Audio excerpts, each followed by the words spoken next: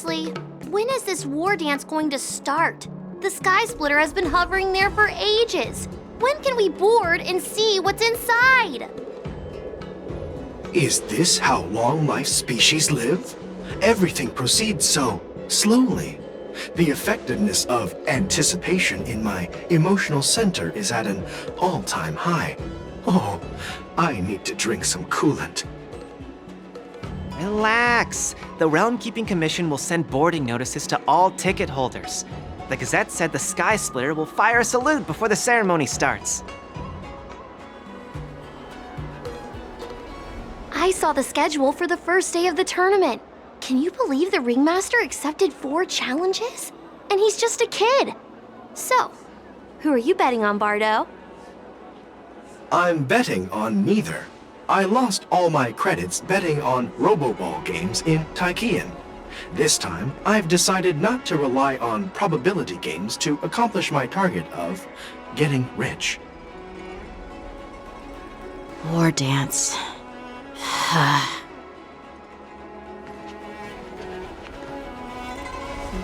There you are.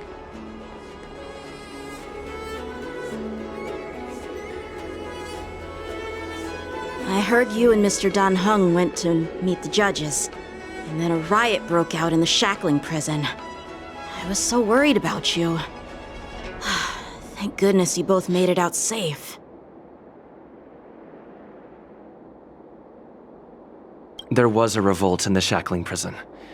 Fortunately, we were protected by the guards until the Cloud Knights arrived to rescue us. I was planning to take Miss March and Yoon Lee to Stargazer Navalia to see the Sky Splitter up close, but we stumbled upon a group of suspicious Foxians carrying official identities. They were acting strange, so out of curiosity, we decided to follow them. It turns out they were actually Borisin disguised as Foxians. It seems they infiltrated Stargazer Navalia in order to prepare for Hulei's escape. And we foiled their plans by pure chance. I wonder who provided them with those disguises, and how many more Borisin have taken advantage of the war dance to infiltrate the ship.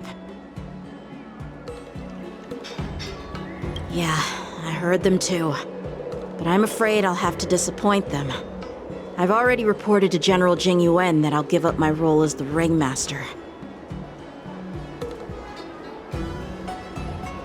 The security of the Luofu is more important to me than anything else. I need to fulfill my duties as a Cloud Knight Lieutenant before taking on the honor of being a Ringmaster. Those tourists just want to see some good sword fights. Anyone can participate in this kind of tournament. Doesn't have to be me. The real challenge lies beyond the ring on the Sky Splitter. If we don't capture the fugitives soon, Hulei will wreak havoc. Obviously, there's someone behind the scenes orchestrating this prison break, intending to spread chaos. If we fail to thwart their evil plan, what honor will be left for us to uphold? Well said. You may be tiny in stature, but your ambition matches that of the Yao Qing's warriors. Hey, this has nothing to do with my height.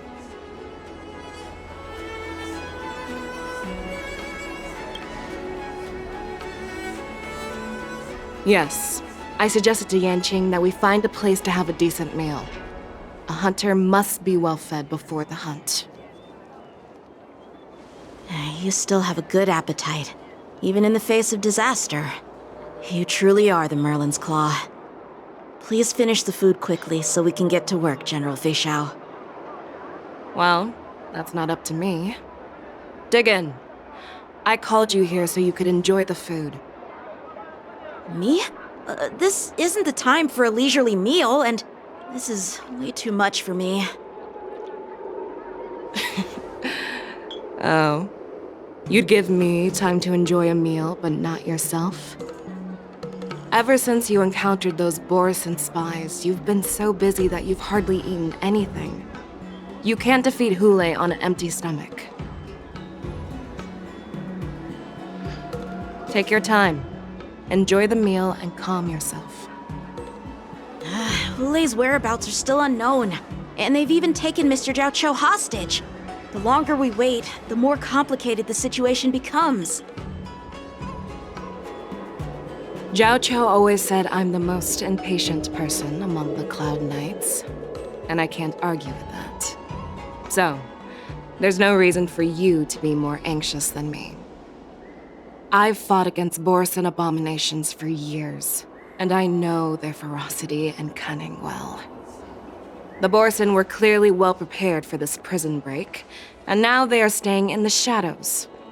They have no reason to rush out into the open. When facing cunning and ferocious prey, the hunter must be more patient, biding their time to seize the golden chance for a decisive blow.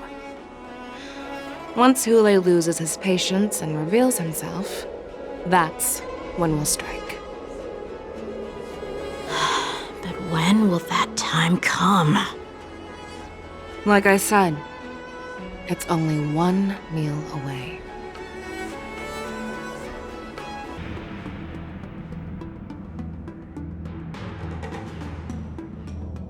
General Hua Yan, the Skyfaring Commission has finished its preparations. Do you have any other instructions? Representing the consensus between the Merlin's Claw and the Divine Foresight, I'll step in as the temporary commanding officer of the seat of Divine Foresight and oversee the Six Commission's affairs on the Luofu. What is the situation at the Shackling prison? Hulei made a quick escape and even sealed the gates of the prison. As of now, the Cloud Knights have re-established contact with the staff inside. The good news is the two Nameless who were trapped in the Shackling prison are safe and sound.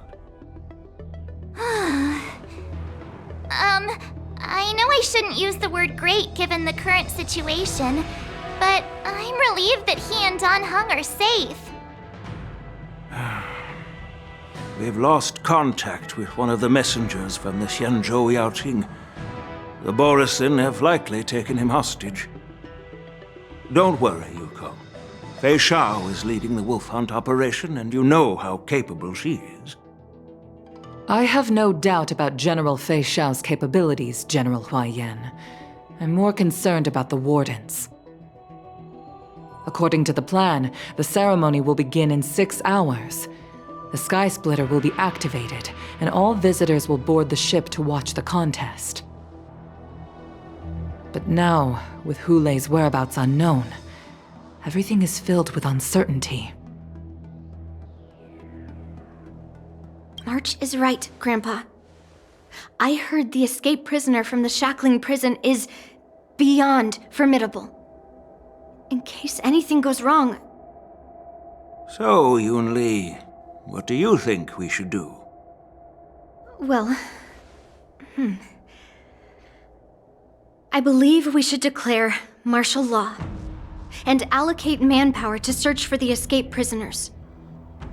And as for the war dance, it's better to announce an indefinite delay for now. Your plan sounds solid, but unfortunately, solid plans rarely get a chance to be implemented. I believe there are at least 2 parties who won't accept your approach. The first are the many travelers who have come all the way here for the war dance. If we declare martial law now, it's like declaring that the Luofu isn't safe. How do you think the outsiders would react? They'd be terrified, and chaos might ensue. The second party is the staff of the Xianzhou Luofu's 6 commissions. They've invested a lot of resources and manpower into organizing the war dance. Suddenly suspending it indefinitely would create numerous challenges for them. But of course, not everyone disagrees with your idea. Really? The mastermind behind this incident would fully support your opinion, presumably. Hulei's escape and your discovery of Borisin's spies at Stargazer Navalia.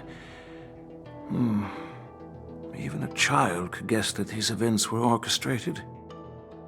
The fugitive is just one piece in the game. The one controlling the pieces wants to spread chaos and suspicion among the people on the Luofu. If we declare martial law and postpone the war dance, we'll fall into their trap and instill fear in people even before Hule actually does anything.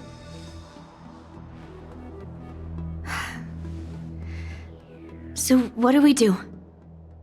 We'll search for the prisoners while maintaining order on the Luofu, acting as if nothing has happened. As if nothing has happened? Yan Qing said he'd assist the generals, and now he's nowhere to be found. With the host ringmaster gone, how are we supposed to act like nothing has happened? That's why I called the two of you here.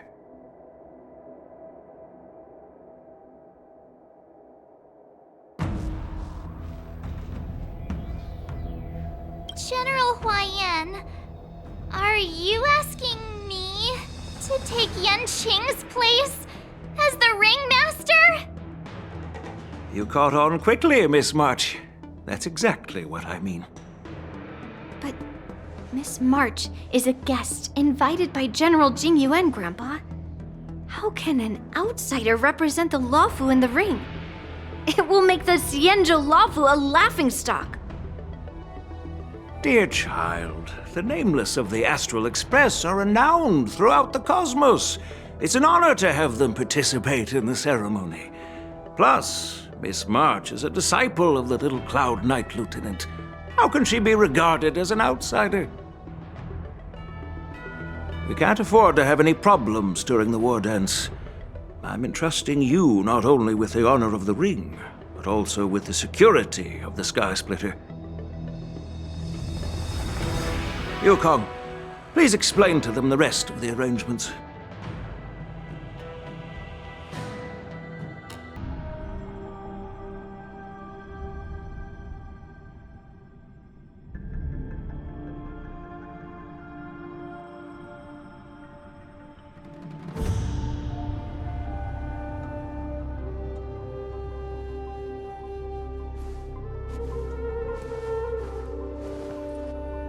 I am sorry for our improper management, and I truly appreciate your assistance, General. There is no need to apologize. We Cloud Knights fight on the battlefield while you judges punish the criminals. We are two sides of the same Xianzhou Luofu, and it is my honor to serve the Ten Lords' commission. I've grasped the situation of the prison break. Now tell me more about the current state of the shackling prison. Borison infiltrated the prison in disguise and released the prisoners, spreading chaos. Among the judges on duty in the 4 divisions, Judge Shui from the detention division was killed and is temporarily unavailable. So, I'm taking over her duties and commanding Arumaton spectral envoys and spiritfarers to quickly restore order in the affected areas. I, and the two behind me, will go deeper into the prison to investigate. But, General, the situation inside is still chaotic and perilous. Your presence would be... It's common for Cloud Knight generals to face danger directly. Hule has escaped, and the Yao Qing envoy is being held hostage by the Borison. His fate is unknown. This is a grave matter. Not only did the Merlin's Claw offer no reproach, she decided to go after Hule herself to prevent further calamity. I believe the Luofu owes her something in return for her fervent determination. How did the infiltrators learn about the location where Hule was held? And how did they time their plan just before the Yao Qing messengers were ready to escort him? Finding the answer to these questions shouldn't be too difficult. What truly matters is if we can gather the clues that lead us to the mastermind behind all of this. I understand, but I'm afraid it won't be an easy task. For a long time, this hidden force has been pursuing their own goals and undermining the security of the Luofu. Backing down now will only encourage them to further endanger the peace here. The Ten Lords Commission will support your decision with everything we have. General. Dan Heng and Ling Sha. I'll need both of you to accompany me on this challenging journey. Well, it's part of my responsibilities as the Cauldron Master. So, where would you like to start, General? Let's start with those Borisin disguised as Foxians. My people have already prepared the evidence.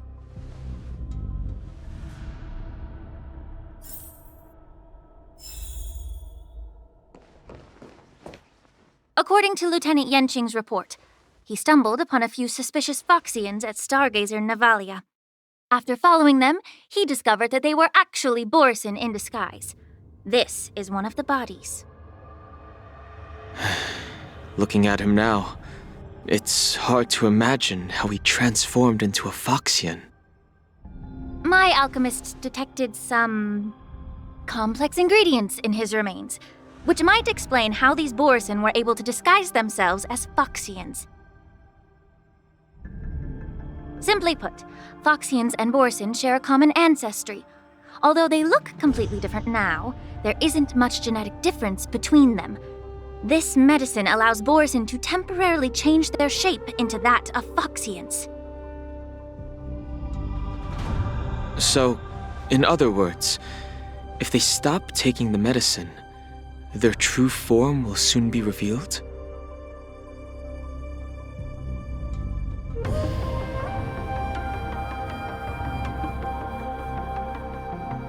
Indeed. This means that these Borisin have a steady supply of the medicine within the Lawfu. The disciples of Sanctus Medicus. Looks like the Alchemy Commission is involved once again. When I was sorting through the prescriptions they use, I came across one called Semblance Reversion Essence. It's designed to help those disciples suppress signs of their Mara-struck forms and maintain their normal appearance.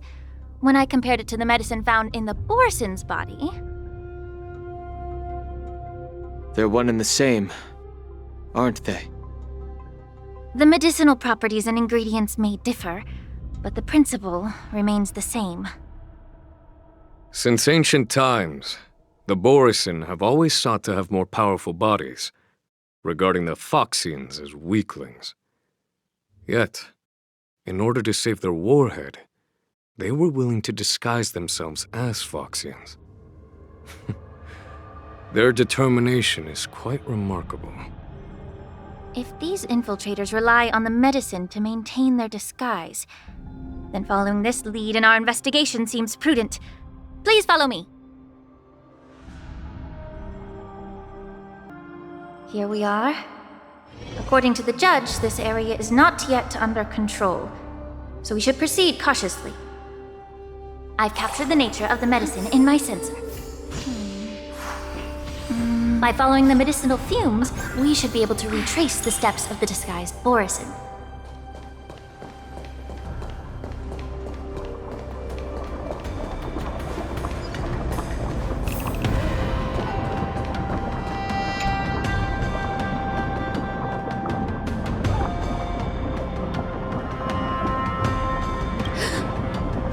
Incredible strength.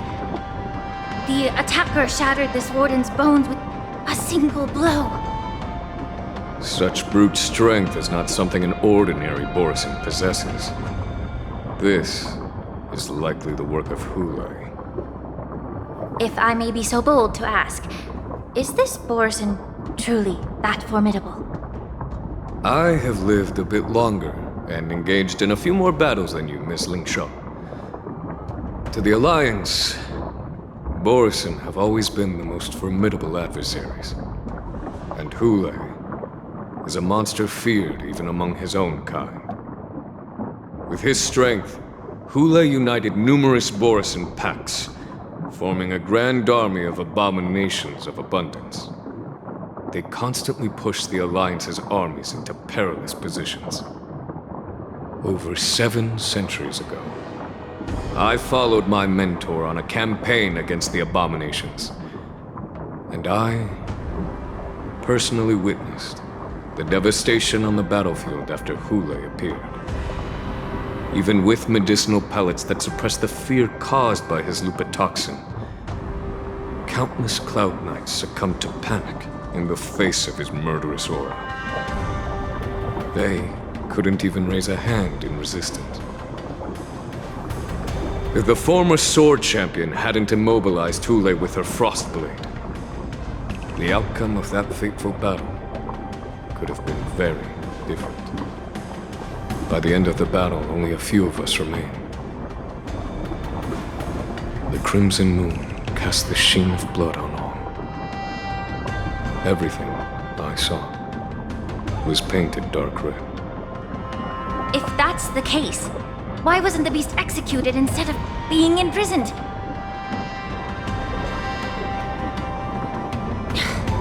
On the Xianzhou Jumi, the judges cast those unforgivable and nearly immortal abominations of abundance into the eternal flames of the stars, reducing them to ashes. Their so-called immortality is just a facade. I mean, nothing can truly defy death, can it? I just don't understand why the Luofu kept this tumor for so long, leading to the terrible situation we're facing now. But I guess I understand. The people of the Luofu are known for their kindness. Even when faced with the malignant tumor within the Alchemy Commission, they couldn't bring themselves to cut it out. Instead, they exiled the healer, who tried to solve the problem, to the Xianzhou Jumi. I understand if you hold grudges against me, Miss Lin Shaw. I take the blame for the resurgence of the disciples of Sanctus Medicus. As for why Hule was only in prison, I can shed some light on that too. I'm just a healer. I'm not familiar with the past. I'd appreciate it if you could enlighten me, General. All right. Let me tell you more about it as we go. Did this Cloud Knight also take the medicine?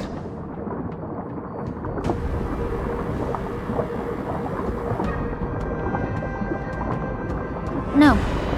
This is a Borisin in disguise. A guard killed him before he could return to his original form. All these Borisin are dressed in official attire. Besides the Cloud Knight, there were also 2 Borisin disguised as members of the Skyfaring Commission and the Artisanship Commission. Whoever is providing them with official identities must hold the position of power. Let's search elsewhere.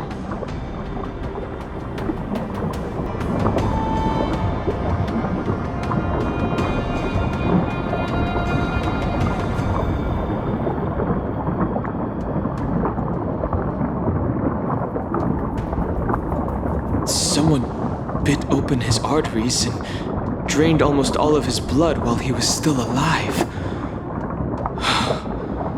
Such a cruel and ruthless act. Despite being a long-lived species, Borisin are actually more like predatory beasts that must feed on raw blood and flesh. I've heard that Hule was deprived of food and water in the shackling prison. It's hard to imagine how he managed to suppress his hunger for over 7 centuries. Will the hostage from the Yaoqing be able to avoid being his meal? Such is the terrible nature of the abominations of abundance. We subjected him to the Forest of Swords to drain his life force. But in the end, his punishment turned into a test of our patience. Just like you said, Miss Lin Shaw. Casting a creature that can't be killed into a star would be a way to permanently get rid of it. But unfortunately... The Foxians didn't agree to that. Exactly. The atrocities committed by Hule went beyond mere massacres. Throughout numerous wars, we made every effort to eradicate the Borisin. But Hule, with his mysterious sorcery, turned countless Foxians into his pawns. And so the Borisin kept returning. The Foxians curse his name day and night, and they even use it to scare children into staying quiet. How could they grant a swift death to such a great sinner? I I wonder if you know why Hule wasn't taken into custody by the Foxian majority Xianzhou Yaoqing, but instead imprisoned in the Xianzhou Luofu, Miss Lin Sha. As you mentioned, your mentor was an exceptional warrior and was the one who defeated Hule, an extraordinary achievement. Therefore, the Marshal placed this feral beast under the jurisdiction of the Xianzhou Luofu as an honor, I assume? It seems you have a major misunderstanding about this arrangement, Miss Lin Sha. Allow me to explain it to you.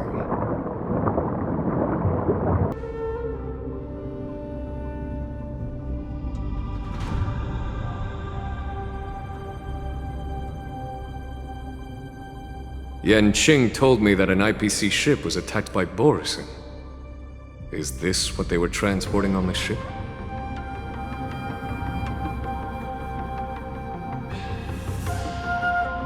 Yes. The Artisanship Commission and Alchemy Commission conducted a joint examination and found that parts of this machine are made from specially refined Borisin biotissue. I heard the Intelligentsia Guild has been researching the biological properties of long-life species, hoping to make medical or combat-related discoveries. However, they haven't dared to cross any lines due to their so-called relationship with the Alliance. Perhaps to those scholars, Borisin are no different from lab animals. Maybe the Borisin attacked that ship to retaliate against the Intelligentsia Guild for experimenting on them? No. If it were only about revenge, they could just wreck the ship and destroy all the cargo, instead of allowing it to end up in the shackling prison. It was a deliberate display to showcase the dangerous nature of the cargo in broad daylight. This way, the cargo would end up in the shackling prison, serving as a tool for the prison break. This skill in exploiting the blind spots of others' mindsets is so atypical of them. I'm afraid the IPC and the Intelligentsia Guild unknowingly became their accomplices.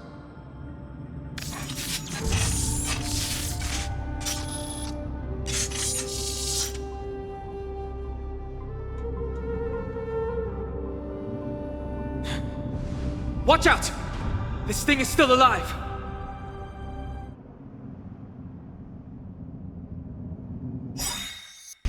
It can regenerate even after suffering such severe attacks? Their imitation of long-life species has crossed the line.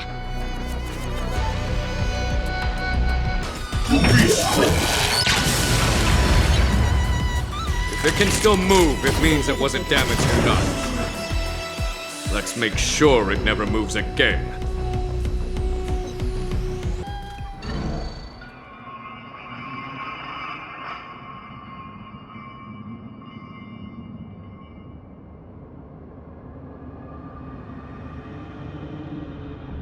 You haven't answered my question about why Hule was imprisoned in the Luofu instead of the Yaoqing, General.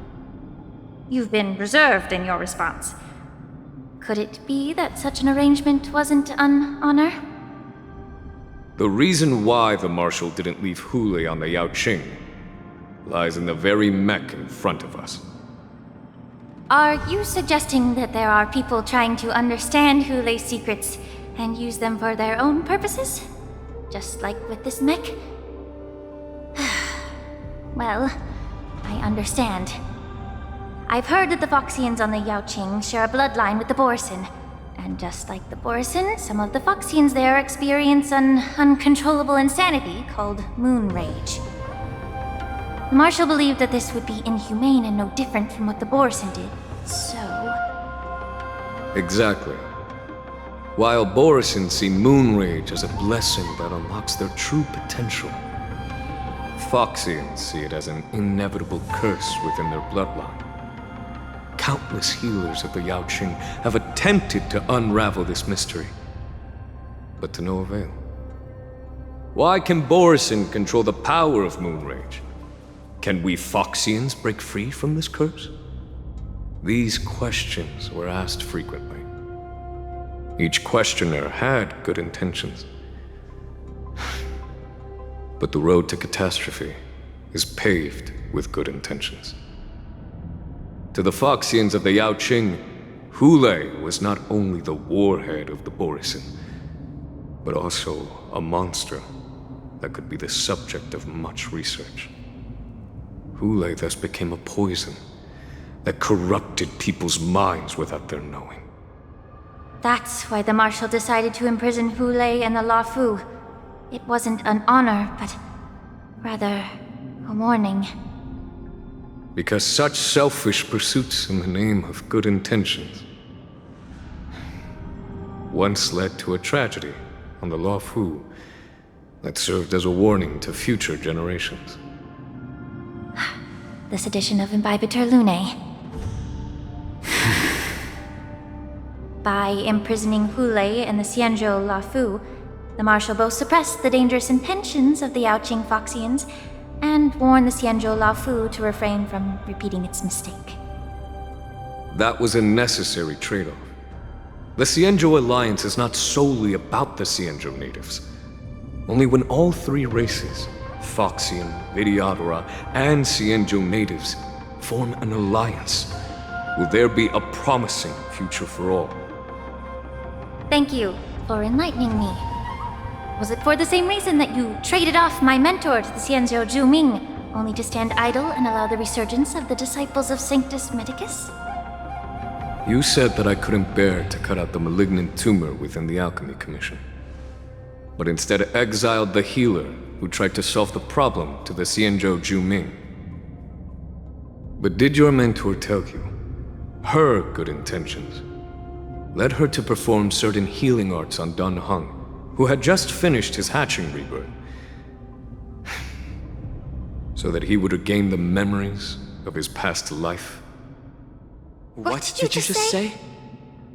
She believed that restoring the High Elder's knowledge of his past life would allow the Videodora to resume their duty as the guardians of the Ambrosial Arbor, quelling the strife within their clan and bringing everything back on the right path. But just as I mentioned earlier, the road to catastrophe is always paved with good intentions. Since then, the 6 charioteers decided that the Alchemy Commission would no longer have a cauldron master. Until your arrival now. If that's the case, I should thank you for protecting my mentor by exiling her, General. Quite the contrary. I should be the one thanking you. Thanking me? All I ever want is to have a clear conscience. However, can long-life species truly achieve that goal in their long-drawn lives? For example, you were implicated along with your mentor and forced to leave your homeland without knowing the truth. And now, with the complicated situation in the Alchemy Commission, the Alliance has spared me a lot of trouble by sending you to handle this challenging task. Shouldn't I be thanking you instead? Your eloquence is indeed impressive, the divine foresight. You won't even leave me any excuses to hold a grudge against you. But, let me make it clear. The Alliance sent me here to handle the business impartially, not to choose sides. It doesn't matter which side you choose, Miss Lingshaw. At the end of the day, both you and I stand on the side of the Alliance, don't we? Let's keep going.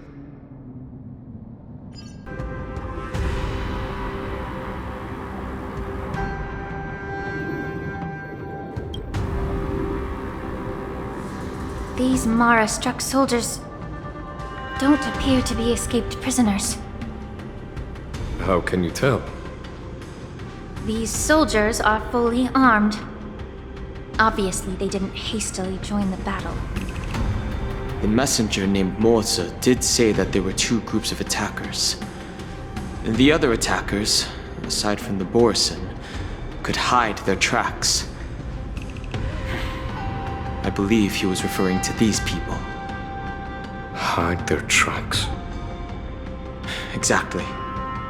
I've engaged with these attackers before, and they used cloud hymn magic to hide their presence. Without careful observation, no one can detect them. You once warned me to be cautious of the Vidyadhara Elder's influence within the Alchemy Commission. Could it be? What's on your mind, Miss Lingshaw? Well, it seems that someone provided the attackers with a map of the shackling prison. And considering the Vidyadhara's involvement in the prison's construction, it raises suspicion about their role in this. Additionally, the fact that the Borison need medicine to disguise themselves would suggest that there are still moles within the Alchemy Commission assisting them covertly. Moreover, forging official identities for the undercover Borison would require someone with significant authority. And the presence of assassins capable of using cloud hymn magic deepens my suspicion about the Preceptors. But why would the Vidyadhara collude with the Borison and aid in Hulei's escape? They aim to spread chaos. They believe that only in chaos can they regain their former power and influence. Since this edition of Imbibe de Lune, the once proud dragon race has been powerless, watching their influence wane. Being a native of the Luofu, Miss Lingsha, I believe you understand the implications. However, I don't think the Preceptors are the true mastermind. If I'm not mistaken, the one behind all this treachery is the Lord Ravager who exploited the weaknesses within the Luofu and instigated the disciples of Sanctus Medicus, ultimately leading to the Ambrosial Arbor's resurrection. Fentilia. Please remember, General, that everything I've mentioned is mere speculation. We need concrete evidence for a public trial. If you want to interrogate someone within the Vidyadhara's ranks, you'll need irrefutable proof.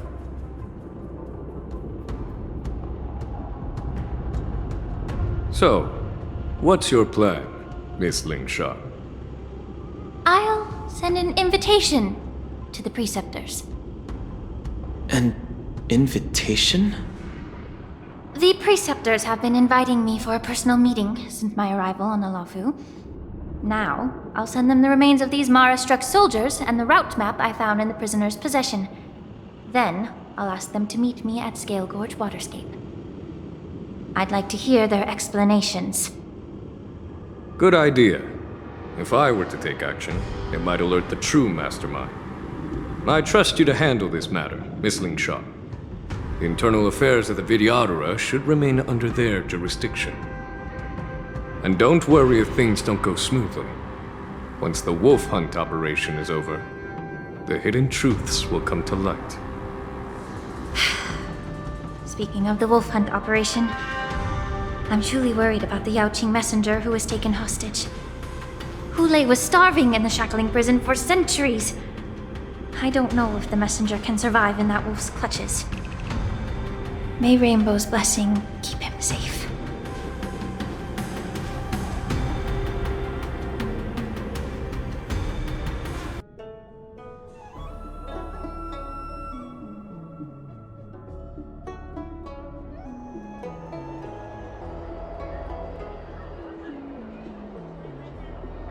As I said, I'm a healer. But my art of healing requires the culinary arts to be truly effective. The magic of my cauldron is its ability to make all kinds of medicines into dishes that patients can eat. When simmered and cooked together, any kind of medicinal herb or ingredient becomes a delightful delicacy. Delicacy. But isn't that just one flavor overpowering the others? Well, you have a point. Let me ask you this. If there's a fussy child who refuses to eat green peppers, what's the best way to make him eat them? Stuff the kid's mouth with the green peppers and cook him alive in a pot. You have quite the sense of humor.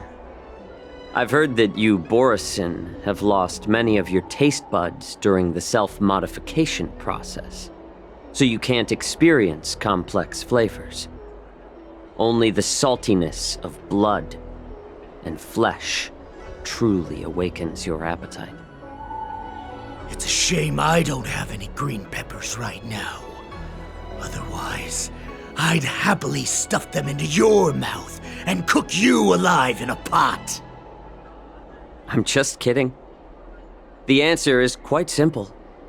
Chop up the peppers and mix them with minced meat to make meatballs.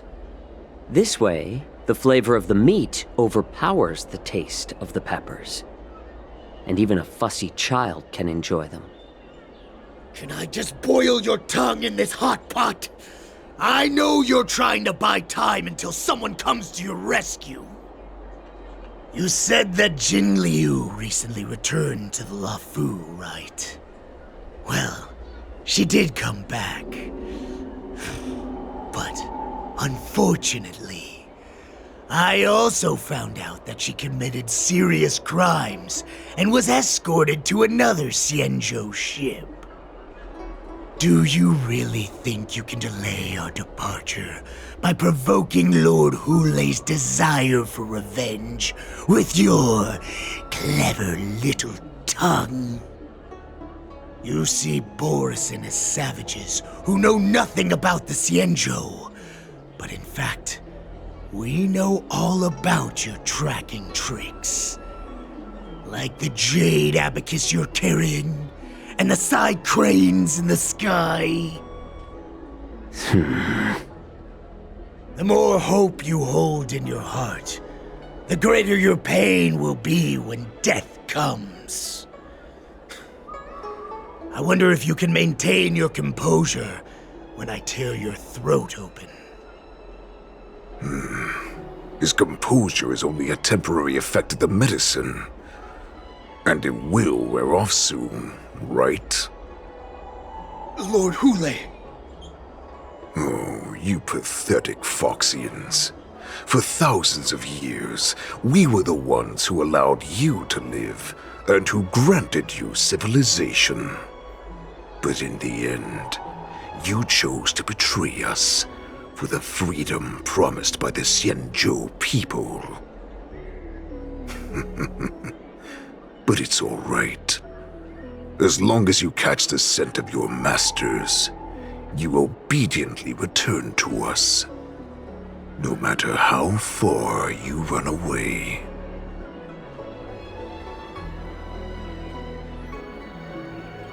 Hulei. Have you ever wondered why it took them 7 centuries to come to your rescue?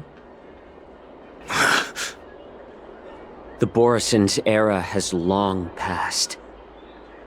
Did they ever tell you these harsh facts before giving you hope for returning home, Lord Hulei? Now they're being crushed by the Merlin's claw of the Yaoqing, by a Foxian. They're hiding in remote corners of the cosmos, trembling with fear like a wounded beast on its last legs, reaching out desperately for any fake hope of salvation, which in this case is you. The Merlin's claw of the Yaoqing. A Foxian? Very interesting. Tell me, Moktok, is he speaking the truth? He isn't lying. That lowly beast was a war slave who ran away from our pack. Cannon fodder, a thief!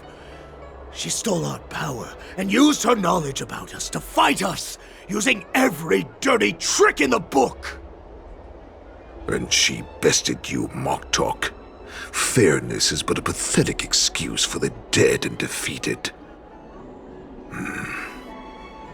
Since our great pack has fallen apart, who told you that I was alive?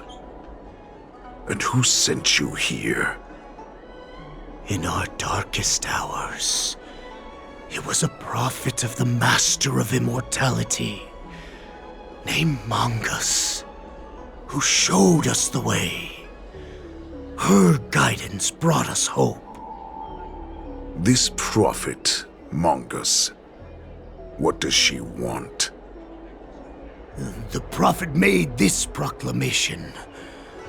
The Borison have been divided for too long, and only your return can unite all the packs, restoring us to our former glory. That's when we learned that you were still alive. It must have been a manifestation of the Master of Immortality! And the prophet told us that the Foxian general of the Yao Qing would take you to her ship during the Lafu's war dance, and that it would be our best chance to infiltrate and free you from your prison.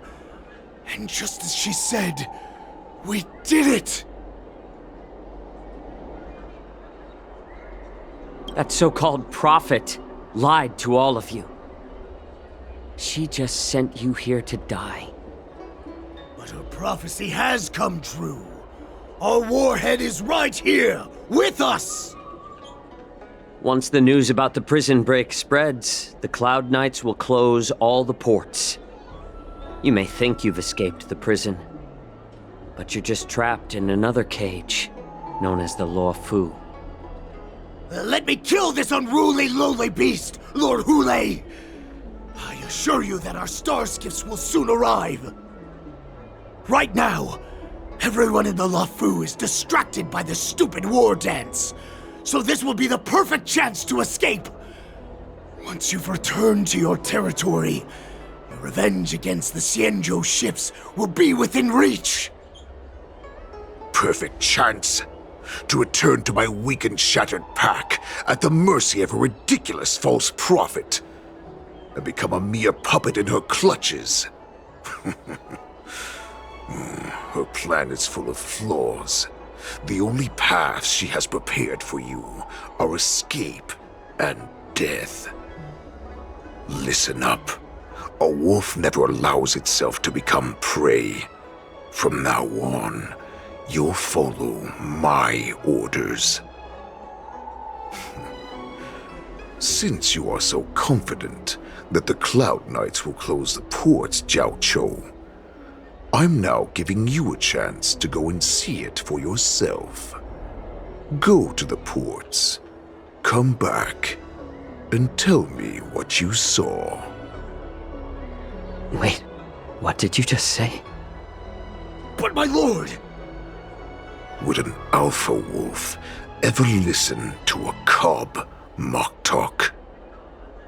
No, I've never heard anything like that. I wasn't trying to defy your will. I will always unquestioningly follow your orders.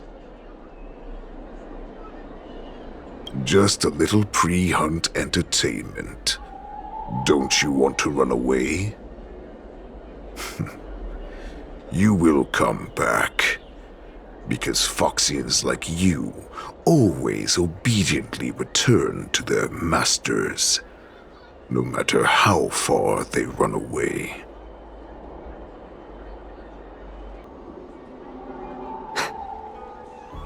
I can't believe he actually let me go. What game is he playing? Perhaps I can try to warn the Cloud Knights. No. Perhaps I can just escape.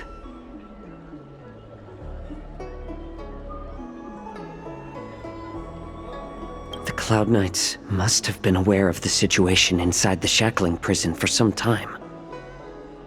Will General Fei Xiao personally lead a squad to capture Hule? For now, I'll do as he asked.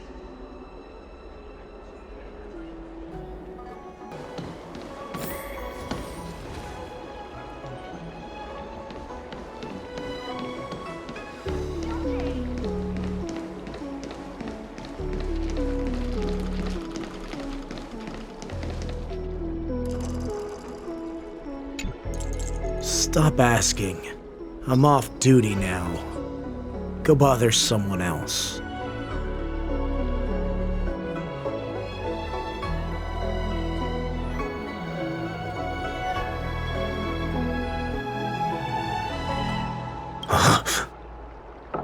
You're not one of us, but I smell a familiar scent on you. The warhead sent me here to check on the situation.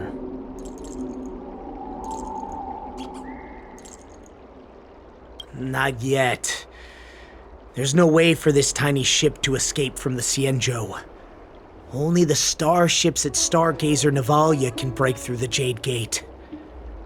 Mokdok said there would be insiders to pick us up, but I haven't heard anything yet. The ports haven't been closed? What is going on? Stalling won't help.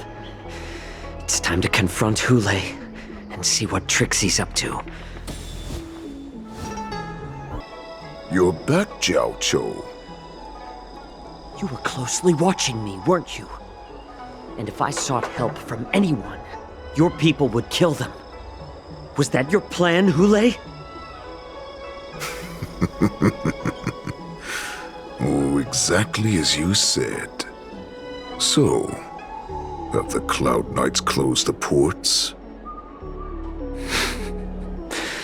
No. They don't want to publicize my escape. I understand. It's no surprise, for fear is more deadly than claws and fangs.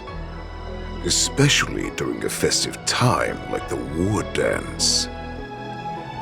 What lurks here is not a group of fugitives, but rather a pack of wolves amidst a flock.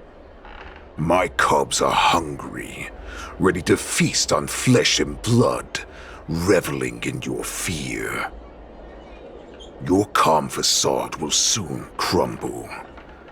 I can tear through it and expose your pathetic bones any time. There's no escape from me, Jiao Cho.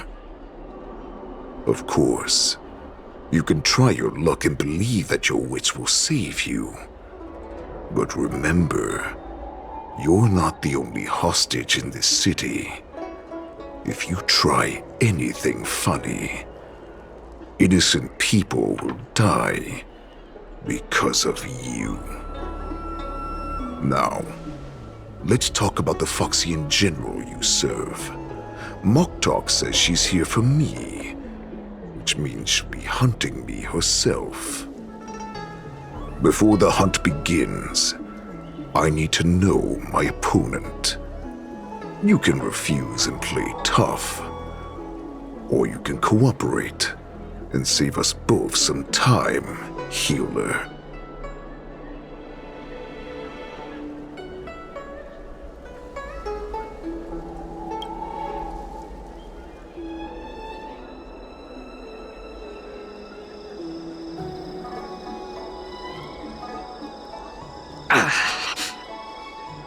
Good. At least you didn't try to draw attention with a scream. That way no one will die in vain. Fine. I'll tell you what you want to know about her. But I expect something in return.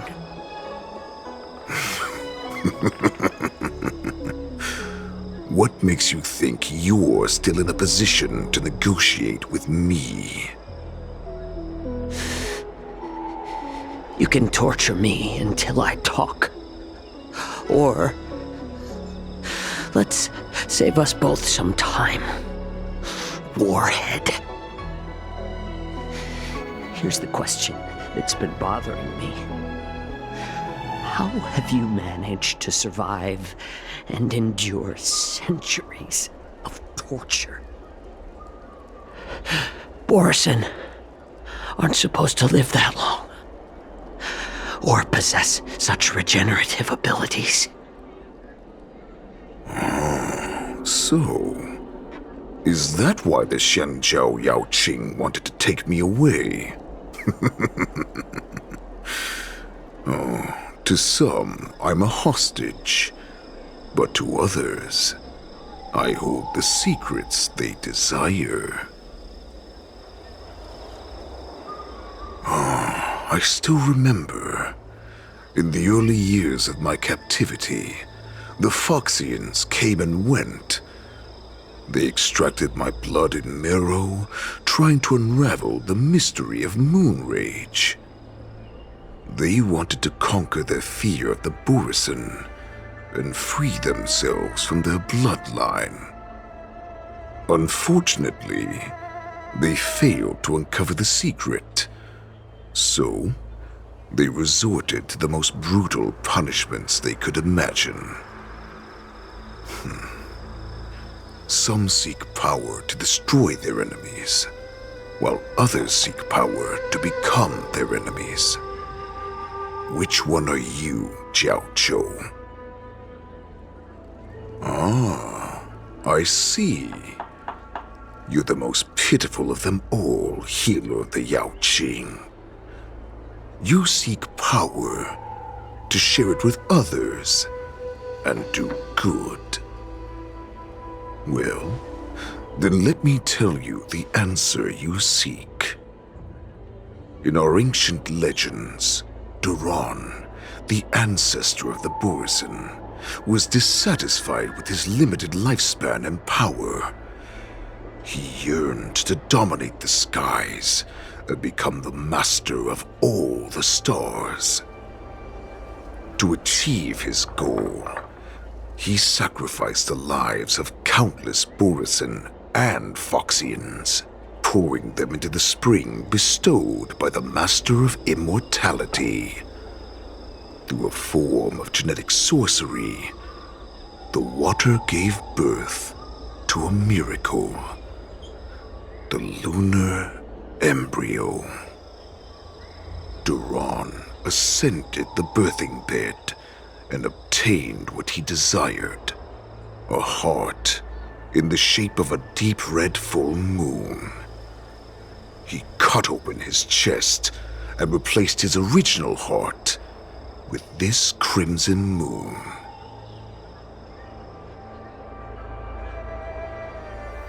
Laugh all you want, but only I know the truth behind every word.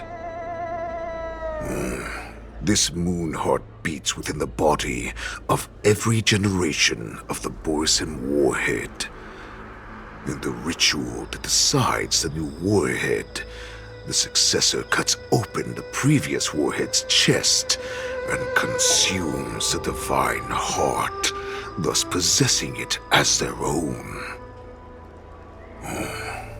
Devouring is the true essence of life, allowing us to endure and thrive. It gathers the life essence of all the prey we consume, making us stronger and stronger. I thought all hope was lost after 7 centuries of torment. But now, this heart is beating once again. All right. Now it's your turn to tell me everything about the Merlin's Claw. Jiao Chou, I found you.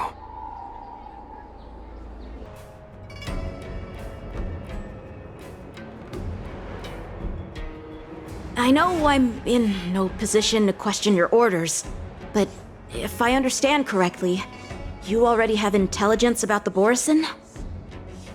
That's right. My people are busy collecting clues now. What's the situation, Wadza? General, before we completely lost contact with Jiao Chou, I picked up a signal from his Jade Abacus. It won't take long before we locate their whereabouts. If that's the case, shouldn't we immediately go there and join forces to eliminate the Borisin? Why are we returning to Stargazer Navalia? Looks like your general has only taught you swordplay, not the art of the hunt. There's an old saying among the Borisin. In the forest, the hunter may easily become the hunted. While we may call ourselves the hunters now, chasing them blindly will only make us become the prey.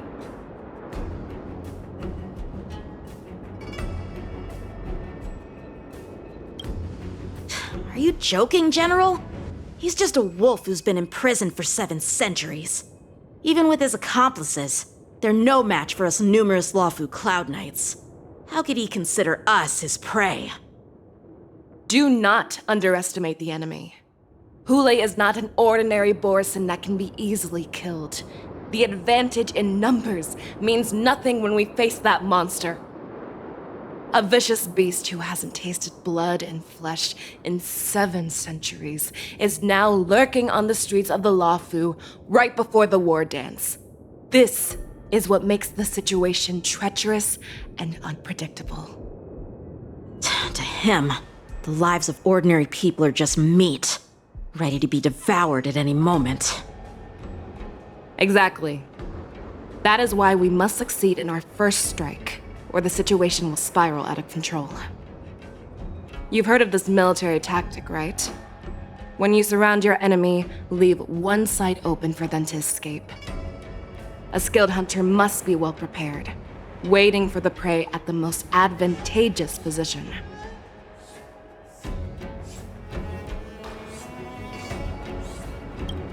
What would we do if we were the escapees from the shackling prison?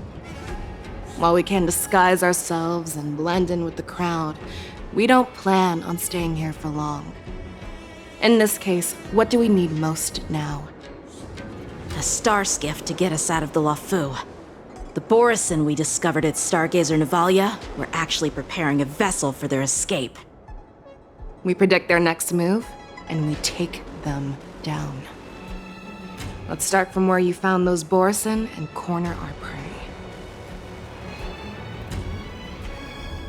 This is where we ran into the Borison last time. It looks the same as usual.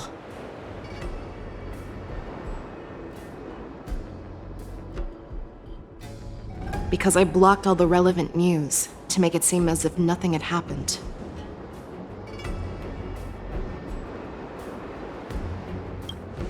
Losing contact with their accomplices preparing the star skiff will surely put them on guard.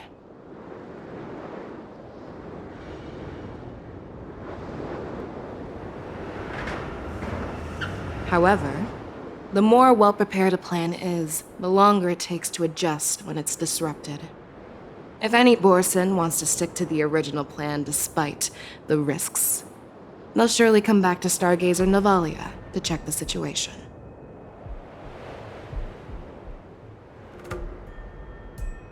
Are you suggesting that there are Borison here at Stargazer Navalia right now?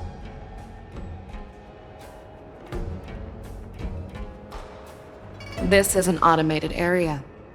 So don't you think that there are a bit too many people here today?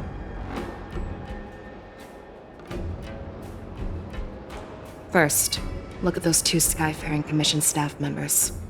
They've been observing us in secret since we arrived here.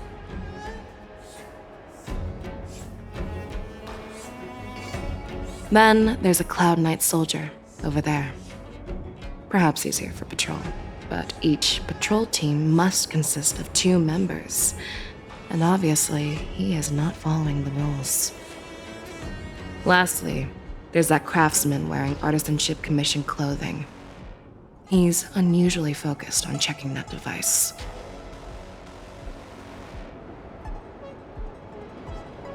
If you have a target in mind, let's go investigate.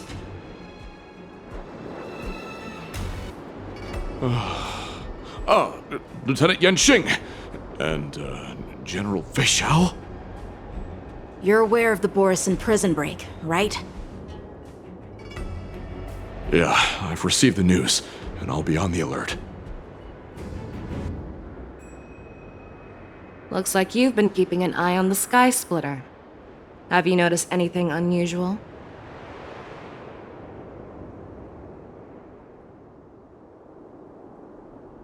No, everything is normal on the ship. Nothing out of the ordinary.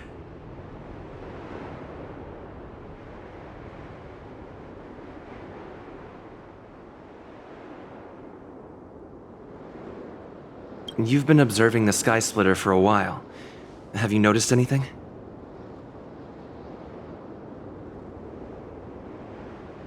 Honestly, just watching the ship from here isn't too thrilling. I wish I could go on board and witness Lieutenant Yanqing's contests.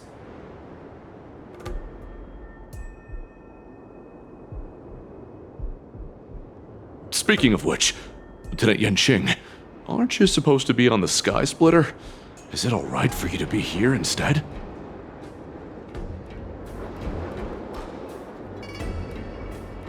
Thank you for your concern, but I have more pressing matters to attend to.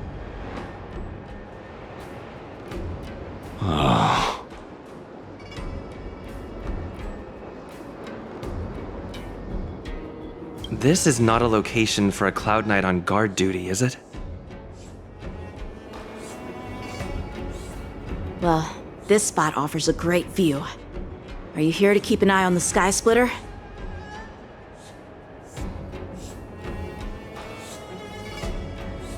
Yes.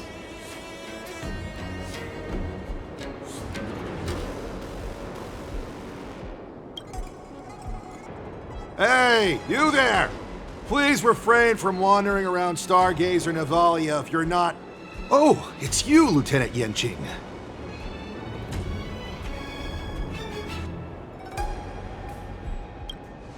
No, not at all. Actually, I'm here to address a peculiar issue.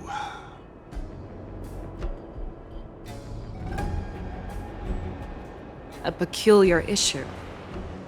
Yeah, we've had some unscheduled star skiffs being constructed at this dock in Stargazer Navalia.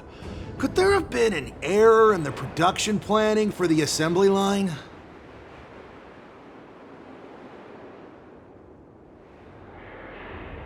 This is just weird.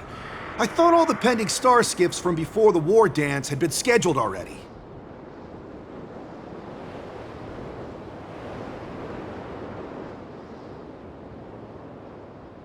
I'm sorry, but I need to focus on my work right now. If you have any questions, we can discuss them later.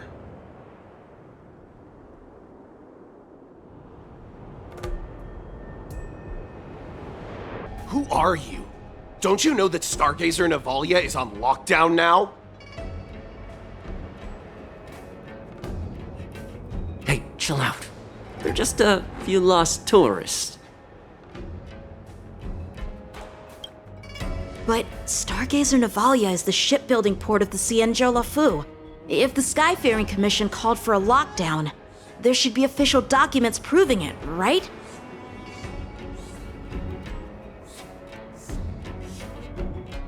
Official documents? Of course there are. The Cloud Knights are aware that some people have infiltrated this port.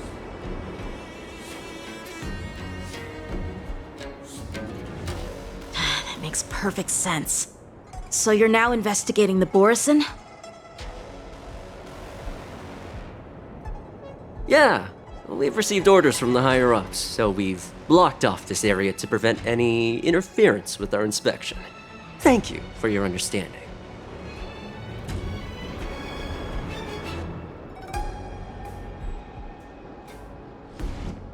So, it seems that some Borison have returned to Stargazer Navalia in disguise.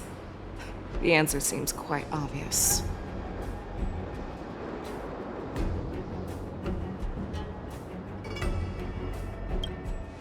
That's my suspicion as well.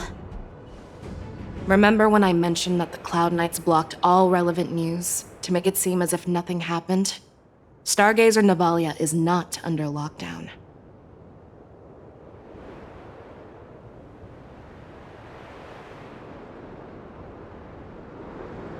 But on the contrary, those staff members use Stargazer Navalia is on lockdown as an excuse to persuade us to leave. This contradicts the Cloud Knights' plans. Their flimsy disguise has been exposed. Even if they try to hide, there's no way they can escape us.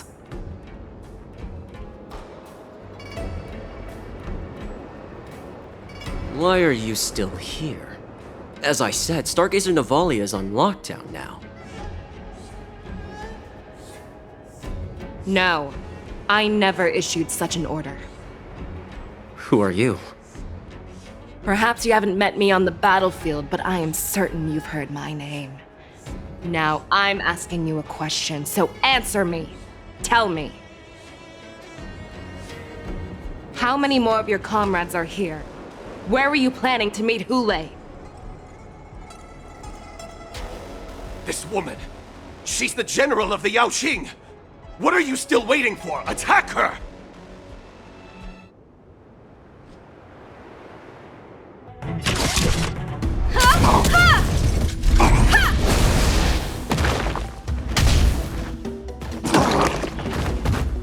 Run! Tell Lord Moktok about this!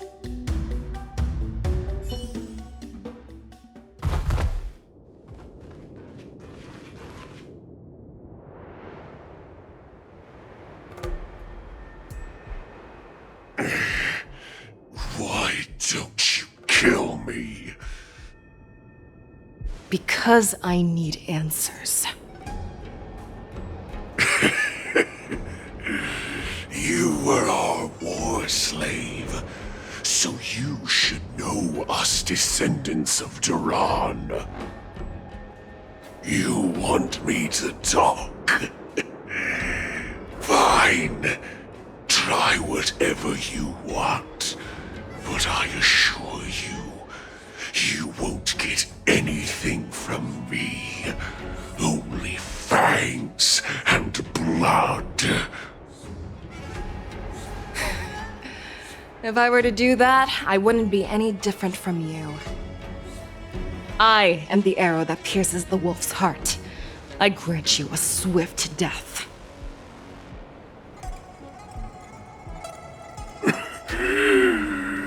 That's exactly what I desire. Wolves that leave the pack are prepared for the fate of never returning home. But sadly, you didn't catch my partner. He will alert them. Before you close your eyes, you should know that I allowed him to escape. Because he will lead the Cloud Knights to Hule's hideout.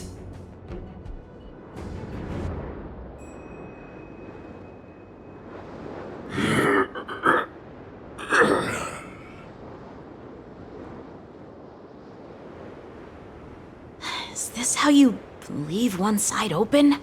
You let that Borison escape so you could track him?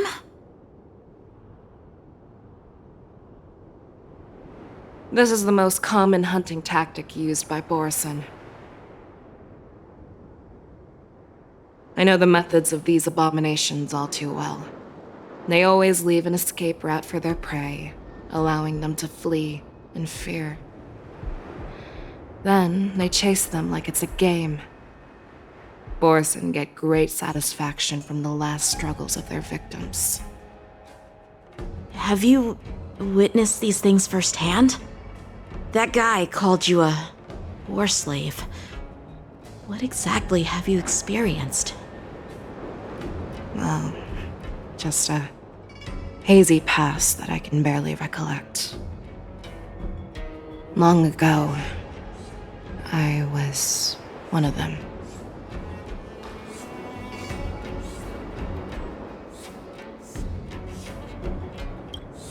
Not all Foxians are lucky enough to be born on a Xianzhou ship. I grew up in one of the worlds where Borison roam, known as the Fallen Territories by the people of the Yaoqing. To the Wolf Masters, Foxians are nothing but property. Cannon fodder used to slow down the Xianzhou attacks on the battlefield. But you survived. And not only that, you became the general of the Yaoqing. If I get the chance, I'd love to hear stories of your past, General.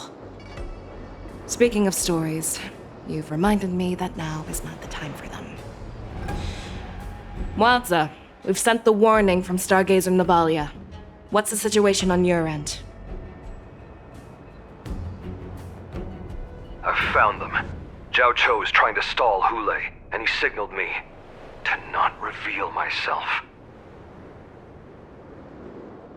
Trust his judgment and keep watching. We'll be right there. I believe the warning we sent will stop Hule from attacking Stargazer Navalia. What will he do next? The hunt is not over yet. Stay safe, Jojo.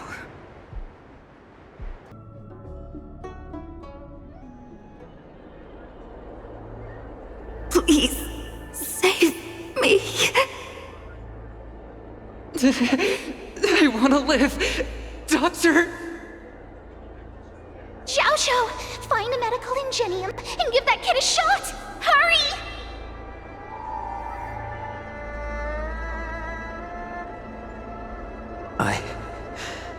I see.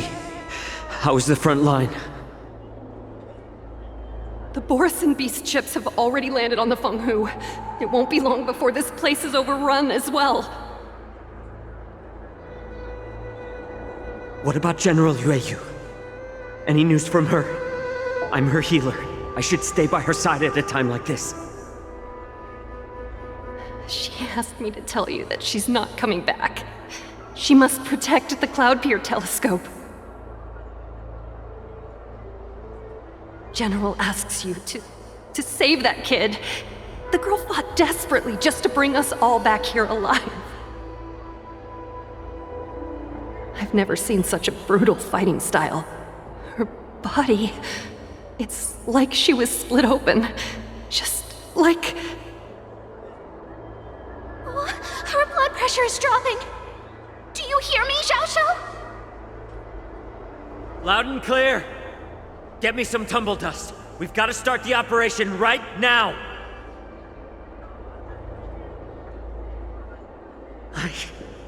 I will bring her back.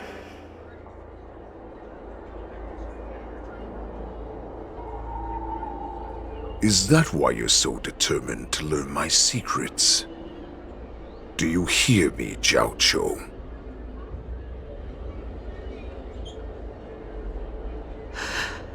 I do. Loud and clear. So she saved you all in that great battle on the Xiangzhou Fenghu 3 decades ago. But to your surprise, you discovered her Borisin bloodline while she was at death's door. Moktok told me that she was a war slave who escaped from the Eclipse Pack. Oh, what a twist of fate. Turns out, she's from the same clan as I am. Now I understand. No wonder she displayed such astounding power, determination, and cruelty in battle. Turns out it's all because of her Borisin bloodline. Mutt. Despicable mutt!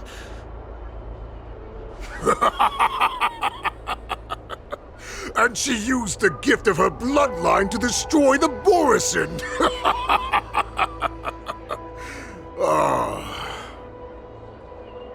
Moon Rage, a blessing for wolves, and a curse for foxes. For Borisin, to have their bodies torn apart by Moon Rage and transform into a beast is the ultimate joy. But for you Foxians with poor regenerative abilities, it means certain death. With the burning fury in her heart, that Foxian general will eventually lose her sanity and indulge in endless bloodshed. The scars on her body will not be caused by enemy weapons, but by the immense power she can't withstand. One day, she will be torn apart and die as a monster. And in return for saving her life, you intend to give everything to solve this impossible puzzle. Hule. Do you know the saddest thing about being a healer? All this time, I've devoted my life to bringing back those who sacrificed their lives to monsters like you. I exhausted myself, and my hands trembled. But I believed everything I did was meaningful. But once again, they rushed into battle.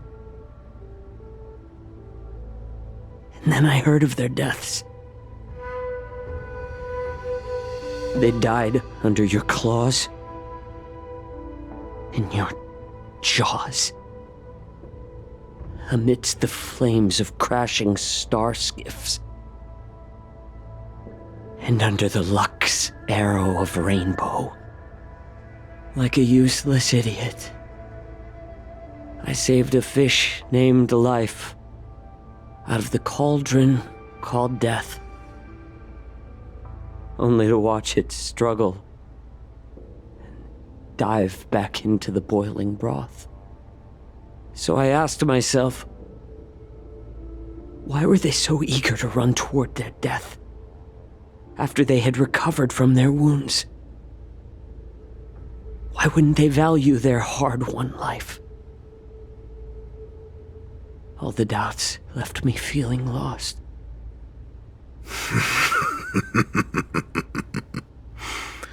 I can smell your desperation, all the way down to your bone marrow.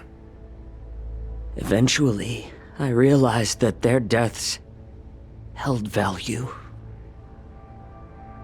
They placed the weight of their sacrifice on the living, granting us strength. With a coin forged by their deaths, they exchanged something more in return. Everything I'm doing now, following you so closely, is just for one reason: witnessing your death with my own two eyes. Even your death has value. It will pave the way for a peaceful war dance and a fully cured Feishao. The thoughts in your pathetic head are hardly surprising. Did you already know this?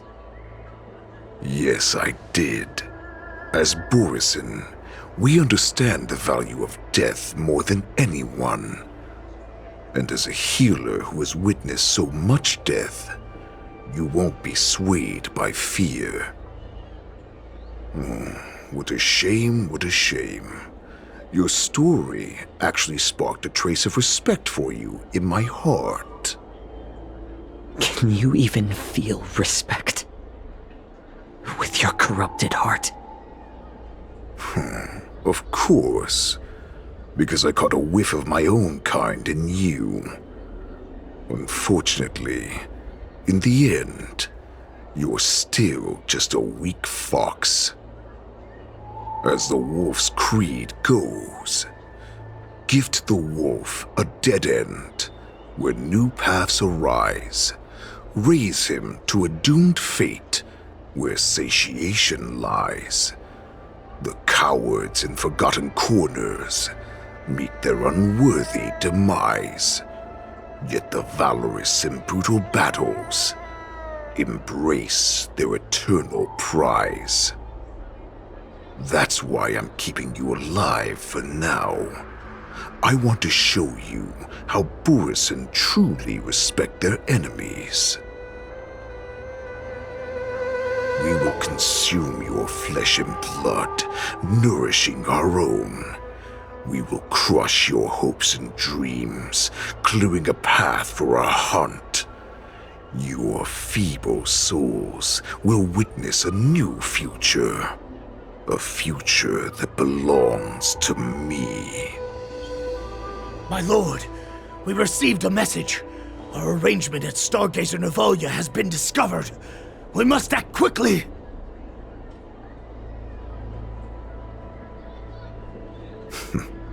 That doesn't surprise me at all. Moktok, what's that noise? It's the Sky Splitter!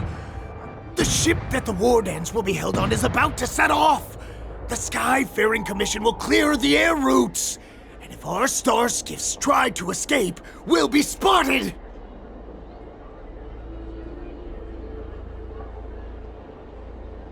Calm down, Moktok. Look at you now, hiding and fearful. Where is your Borisan dignity? As I said, I'd sacrifice my dignity for your return. As long as you can come back to the Borisan Pax, there's still hope. Hope? The Borisan have forgotten the wolf's creed. Weak creatures put their hope in the strong, but the strong fight their way out.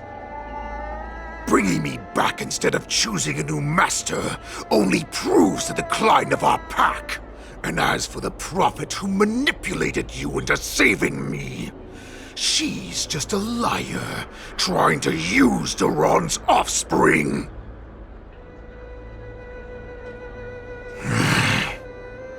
Moktok, let me tell you how the Borisan will rise to power. We won't hide like rats in the streets of the Xiangzhou. We will be ravenous wolves, walking amongst a herd of lambs with our fangs bared.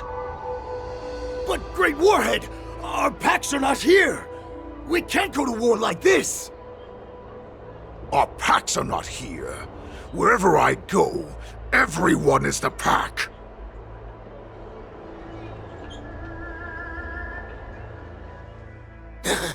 Stay away.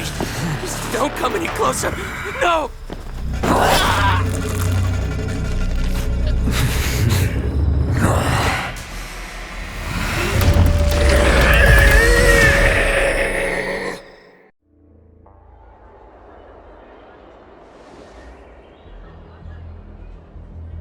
Moktok, we're the apex predators at the top of the hierarchy. As wolves, we create fear. We don't become servants to it. If you're blind to the path, I will be the crimson moon that lights the way for you. Share my crimson blood with our brethren. Use it to infect those Foxians and strike fear into their hearts. Now, you devious monkey, come out and face me. Xiao Qiao. Melissa. Run. No, he can't run, and neither can you. You've come at the right time, monkey of the Yaoqing. Tell your general. Tell her that I will unleash a massacre here, drowning the Xiangzhou Lafu in blood. From this moment on, wolves bearing my blood will hunt on every street, feasting on the followers of that devilish archer. Follow me, my cubs. We shall stride among the prey.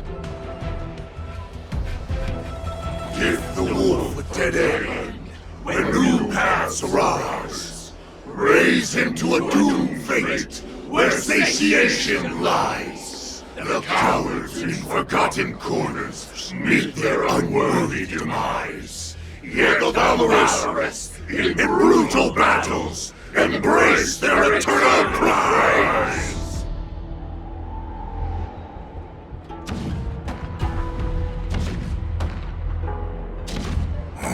Do you hear that? The rumble of the cannons. It brings back all the memories of past battles within me. My return will bring back the Wolf's Creed. In my own way, I shall save our weakened pack and restore it to its former glory!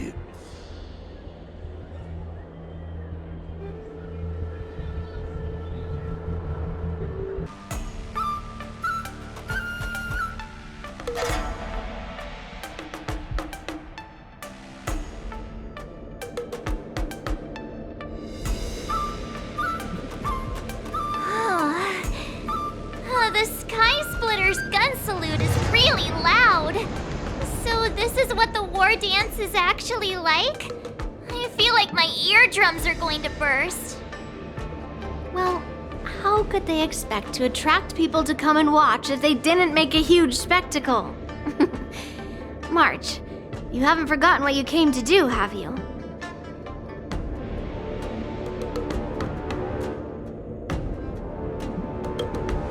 That was the mission my grandfather entrusted to me. You just relax and keep guard over the ring. As the saying goes, the disciple takes the toil of their master.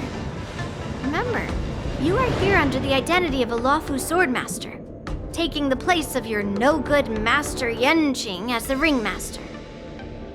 But what am I supposed to do if my opponent for this round is super talented and just wipes the floor with me in seconds? I'm still a beginner in swordplay. I don't know where I got the confidence when I agreed to help General Huaiyan. Come on, there's no need to worry about that. If you are defeated, then your opponent shall have to answer to me. Although, if that happens, the honor and the glory of the Xianzhou Lawfu shall all be taken by the Zhuming. Master Yun Li, please, I'm about to compete. Can you say something that will give me a little confidence?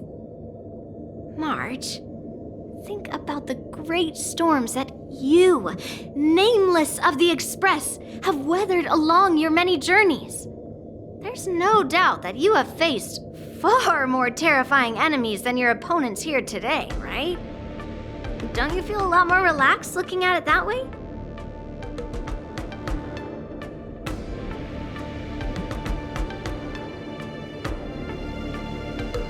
I've trained hard in the art of swordplay over these few days. It's time for me to get in the ring and prove myself. Let's go! Master Yun Li, I don't think I'm completely ready. March, there is no such thing as completely ready. Miss Yun Li, Miss March, this way, please.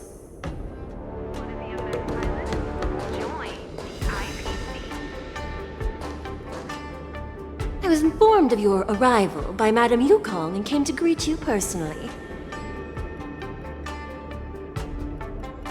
The news that you will be the ringmaster in place of Lieutenant Yenqing has been made public, Miss March. Just now, as I passed the contestants' hall, I overheard them all discussing this news. The most common question I heard was, who is March 7th? If they ask you this, how will you introduce yourself? Do you have something prepared?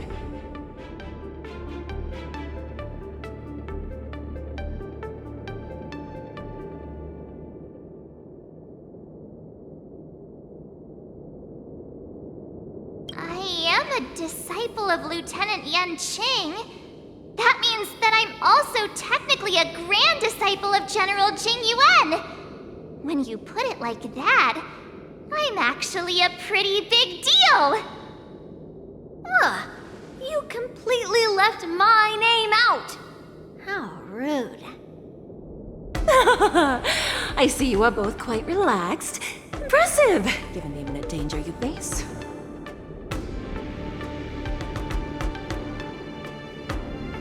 Miss Yun Li's contestant information was registered for the war dance a long time ago. However, as a last-minute entry, the Skyfaring Commission has taken care of the necessary procedures for you, Miss March 7th.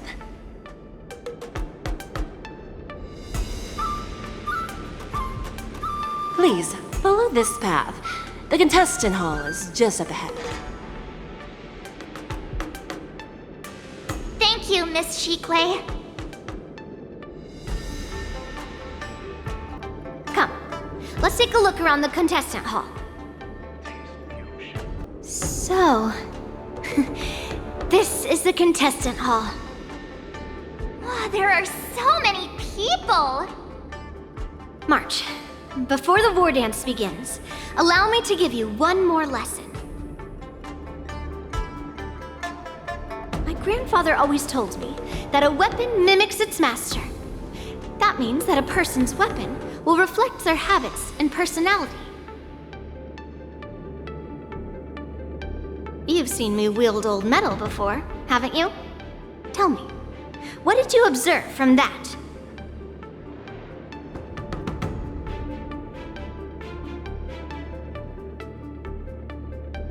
Master Yun Li's old metal is taller than a person.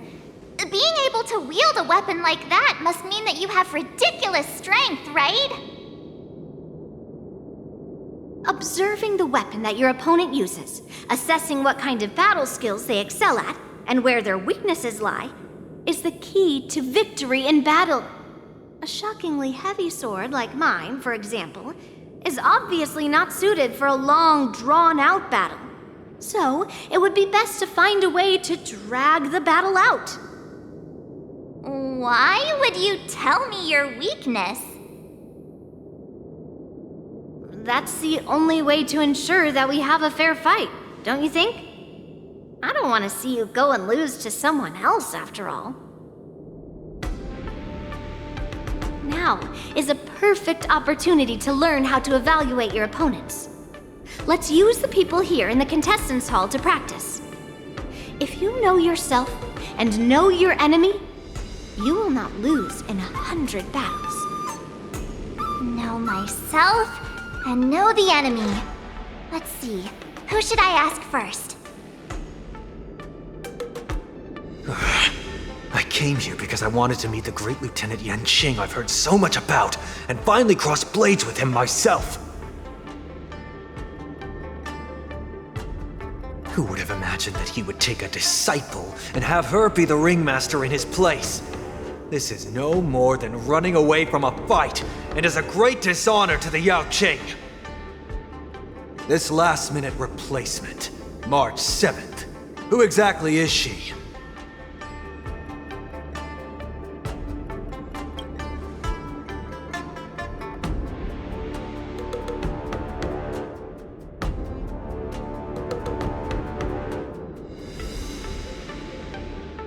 If I'd known I could use multiple weapons at once, I'd have brought my bow.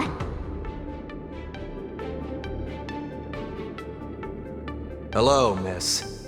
Are you here to take part in the Ringmaster's Challenge too? That's right. I'm the March 7th that everyone's been talking about. What? You're March 7th? Don't worry. I'm a newbie swordmaster who's only been practicing the art of swordplay for half a month. March 7th. Standing before you is a seasoned Cloud Knight who has practiced swordsmanship for over 200 years. Tricking the opponent into underestimating me is a valid tactic too, right?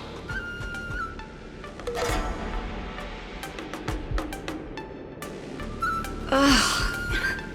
I am not used to wearing clothes like this at all. Oh! You're March 7th! The stand-in for Lieutenant Yanqing, correct? That's right. And you are? As you can see, I am the journalist entrusted with interviewing contestants on site. I see the Skyfaring Commission has really gone all out as the host. Interesting. That's right! A big event like this just can't go ahead without a few of us running around. Since the competition is getting started, could I ask you some questions that are on my mind?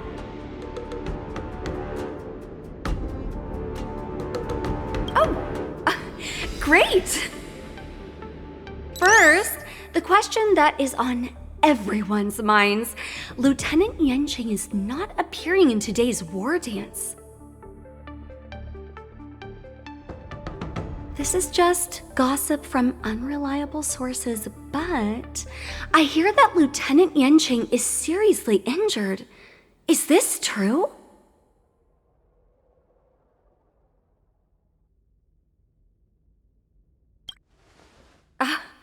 My apologies, this was very unprofessional of me. I see that Lieutenant Yanqing has his own affairs to tend to. Then, let us look forward to seeing a valiant performance from you, Miss March. Once the war dance begins, you will be challenged by master swordsmen from many different worlds, Miss March 7th. Are there any that you're looking forward to facing in particular?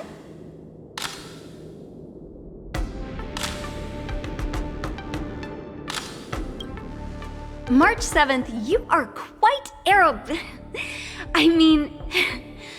extremely self-assured.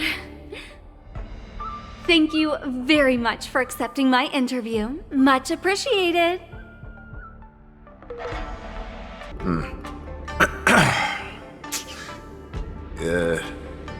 Was there something you wanted to ask me?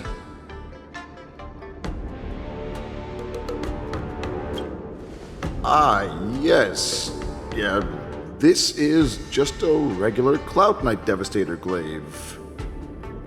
Oh, I understand what's going on, Miss March 7th and Miss Yun Li. I'm actually not a contestant. I'm just here as a security guard.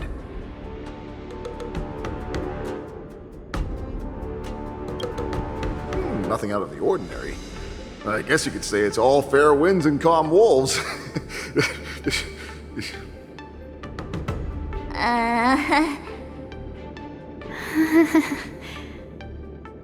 Another awkward pause. I know it. Did you get it? Wolves sounds like waves. It's a funny pun.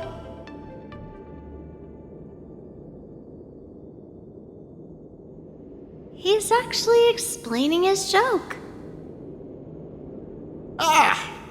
Making things awkward really is my weakness. There are still many guests arriving here. Please be cautious. Understood.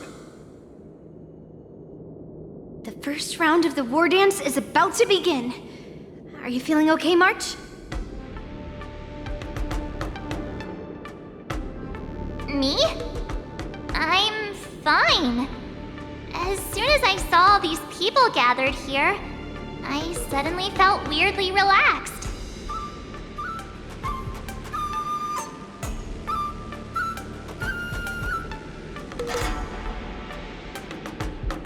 Looking at these contestants, I suddenly feel a lot calmer for some reason. I understand why you wanted me to know myself and know my enemy. I don't feel as nervous as I did before. So, do you want to go out and see the ring? Very well. Go and get your intel.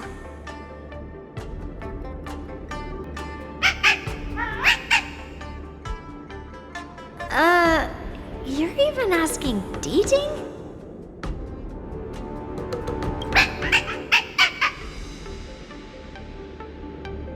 It's saying I am not a contestant. Got it.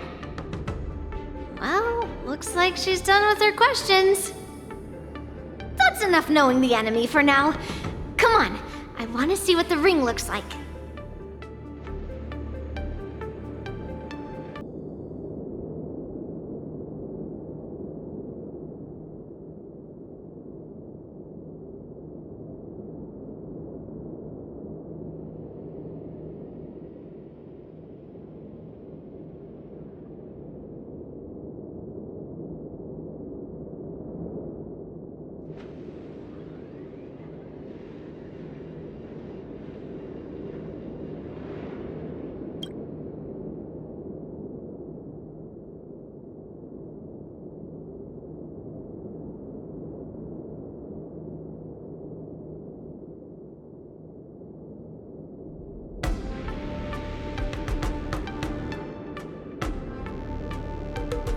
That's enough knowing the enemy for now.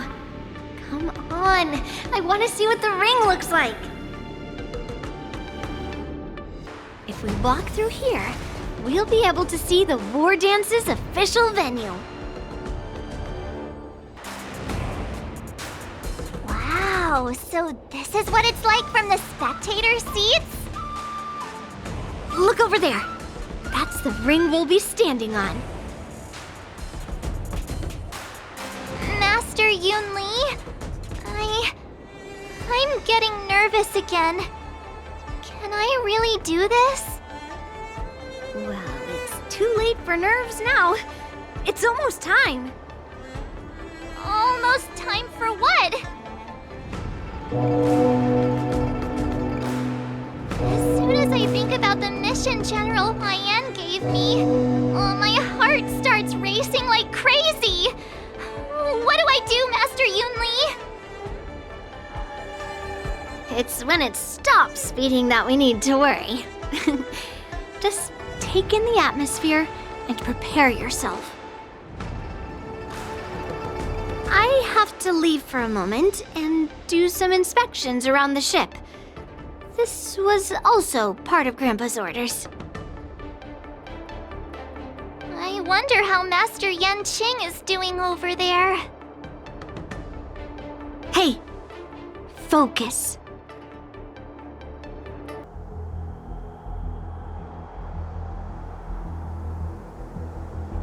General, report! The teams are in position, and the Skyfaring Commission has taken control of the Starskiff lanes.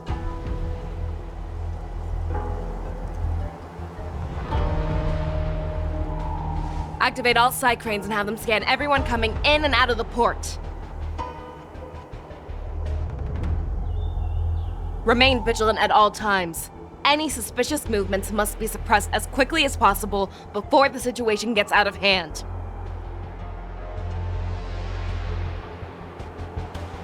Yes, General!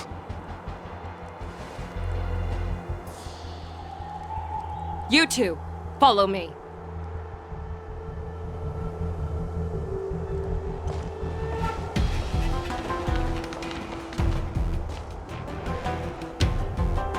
Moza's signal's nearby, but we lost contact just a moment ago.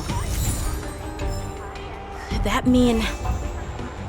He will be fine. Cloud Knights, search for the target.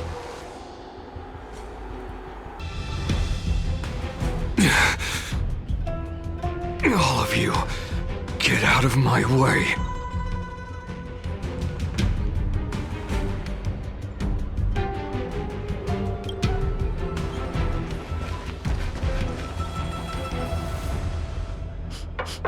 Wait. Don't go any closer. General, I failed you. That mad dog left me here as...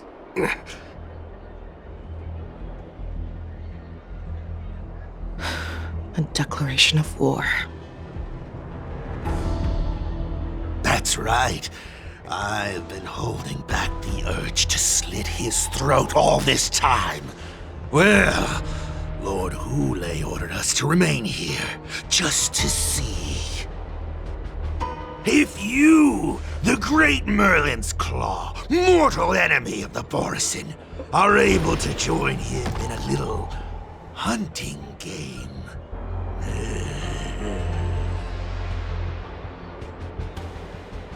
Hunting is not a game. It is a battle of life and death. Are you ready for your death, abomination?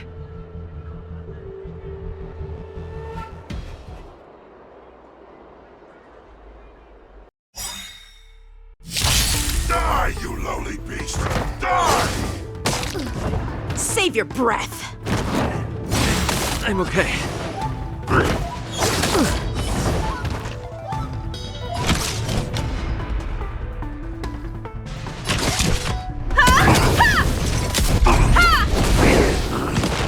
Joining the Bat Prime!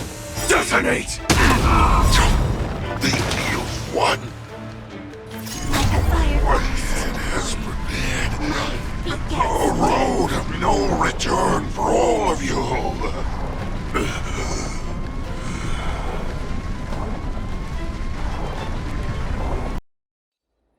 Wowza, are you okay? I wasn't able to save Jiao Chou. Hule was more cunning and powerful than I imagined. Tell me, how is he planning to declare this war against me? With a one-on-one duel? Or with a hostage exchange, maybe? Hule is planning on attacking the bustling streets of the Xianzhou Luofu. What did you just say? Impossible. Even if there are still undercover Borisin that we haven't sniffed out, Hule can't have more than a few dozen people. How is he planning on simultaneously attacking the streets of the Xianzhou Luofu? He has an ace up his sleeve. Hule's body holds a plague mark passed down through generations of Borisin. I've seen him convert a Foxian to a Borisin wolf trooper with my own eyes. This is Hule's declaration of war. His blood. It can cause Foxians to rapidly transform and lose their minds. He has passed his blood to his minions, and is planning to spread it across the Luofu and stir up panic.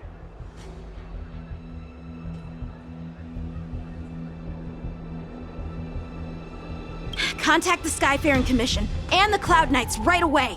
Have them enforce a traffic ban and order all Foxians to remain indoors until further notice.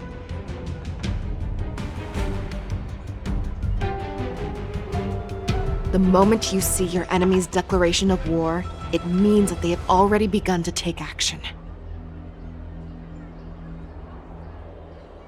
But if Hule succeeds in getting this panic to spread,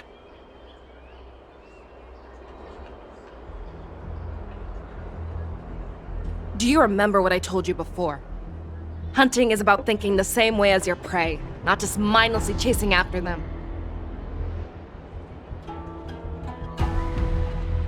What Hule wants is to see everyone on the Luofu descend into panic. He wants to see us lose our minds and waste our limited manpower scouring every inch of the Luofu for signs of an attack until we exhaust ourselves. It's like that party game that the people of the Yaoqing love to play. They hide an object under one of several bowls, then move the bowls around and have you guess which one the object is underneath.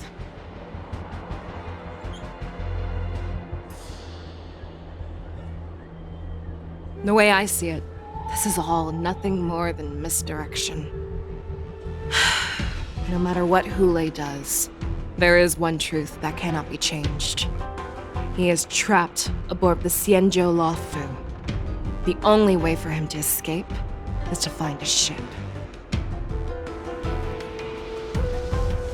Right now, the only ship he'd be able to see is the Sky Splitter.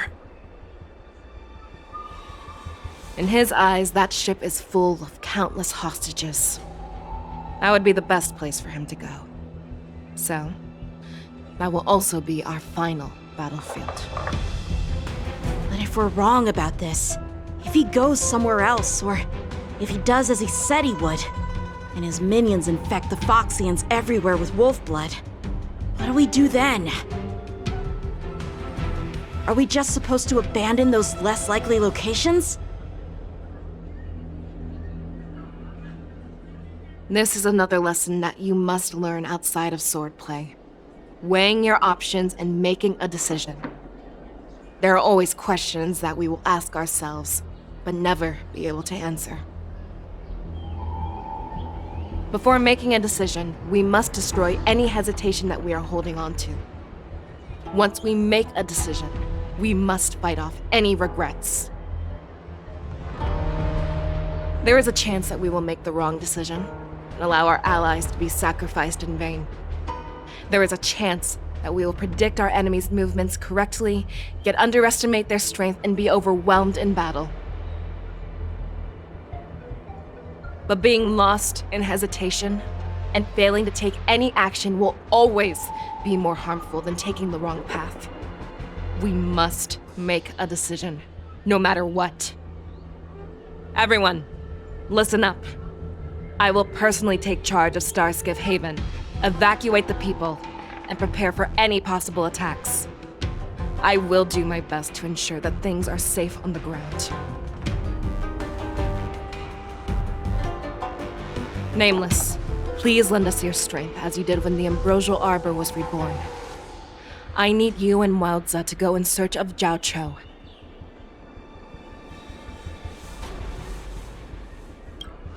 General, please entrust me with the safety of the Sky Splitter. I was originally meant to participate in the tournament, so now it is only right that I return to the Sky Splitter. If Hule does come to attack the Sky Splitter, Lieutenant Yanqing, I need you to hold him there until I am able to arrive. Please rest assured, General. If he dares step foot on the Sky Splitter, I, Yanqing, swear on the blade in my hands that he shall not escape.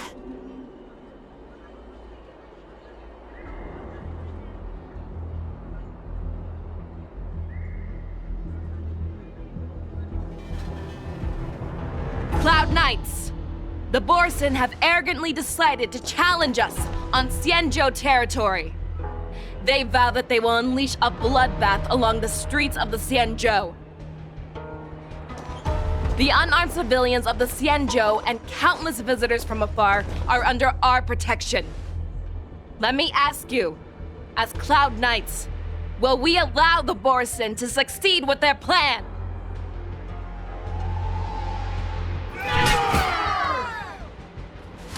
Be on your guard.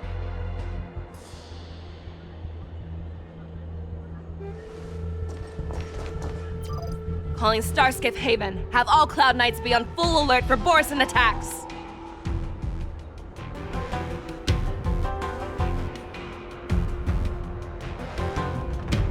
Fei Shao, the ports of Starskiff Haven are crawling with wolf-like creatures. They're moving fast.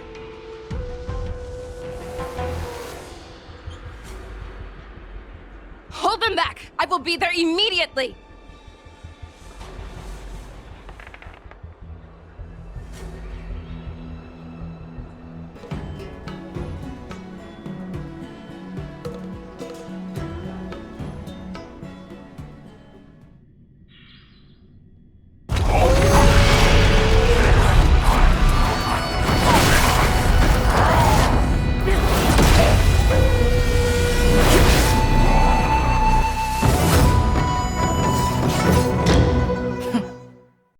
There you are, Fei Shao. Madam Yukong! After 30 years, we find ourselves fighting side by side once more.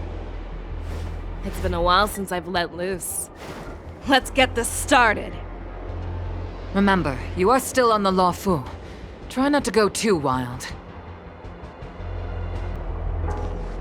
We have cleared out the enemies in Starskiff Haven. But it seems that there are fierce battles being waged at both the Exalting Sanctum and Arum Alley. I will prepare a Starskiff. We cannot allow the fighting to continue. This is now a race against time to stop this farce that Hule has created. I know Jiao Cho always wants me to know my limits and not get carried away, but now is the time to bring this to a swift end.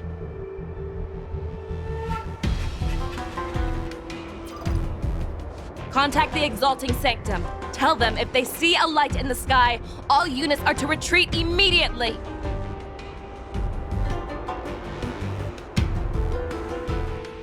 Madam Yukong, lend me your bow.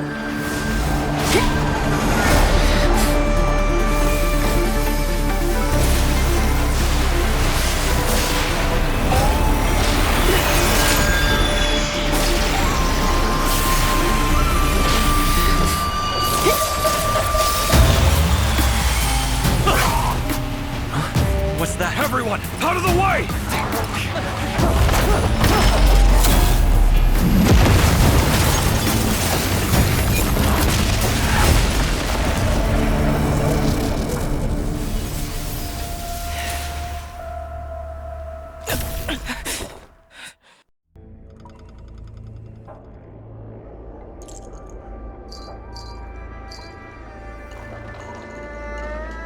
Oh, what a mess. I just knew it would end up this way.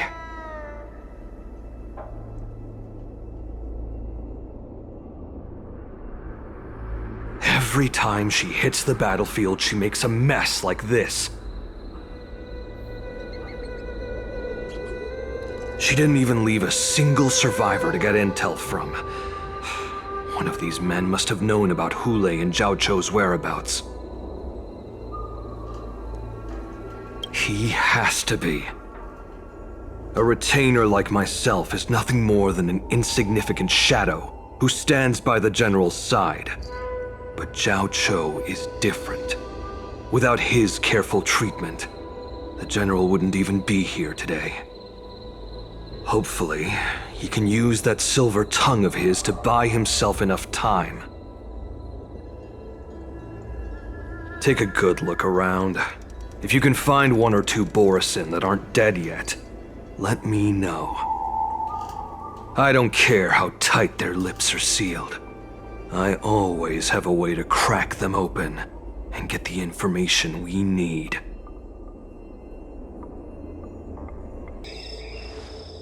What a terrifying attack. Who could have imagined that such astonishing strength would lie in the hands of a Foxian war slave? So decisive, so brutal. She is more like a descendant of Duran than we who have fallen to our current state. No wonder the warhead has his eyes on her.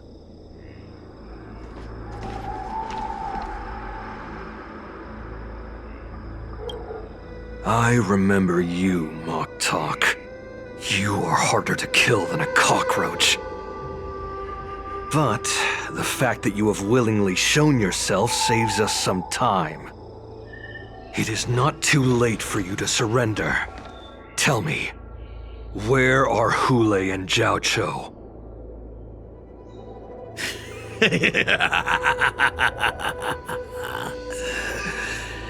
Save your energy, Yao Qing monkey. If there is one principle that we beasts know well, it is that we might have to break off an arm to break free from a cage. Today, I will be that arm.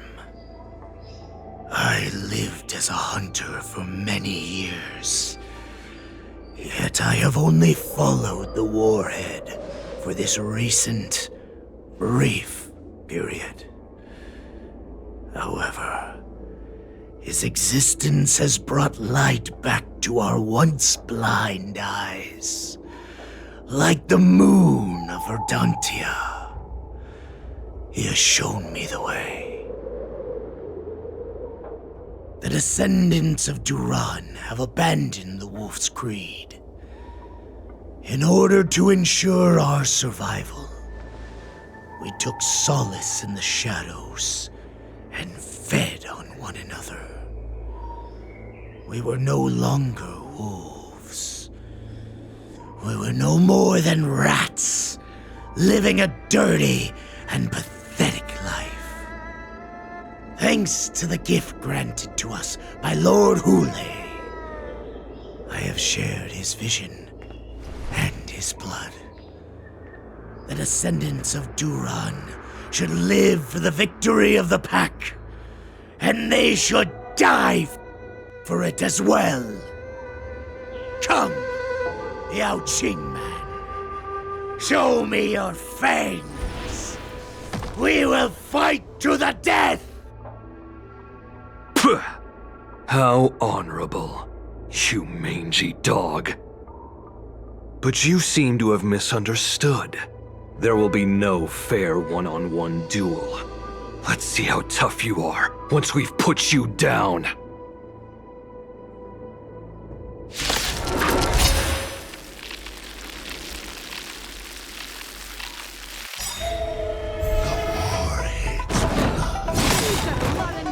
It boils in my veins.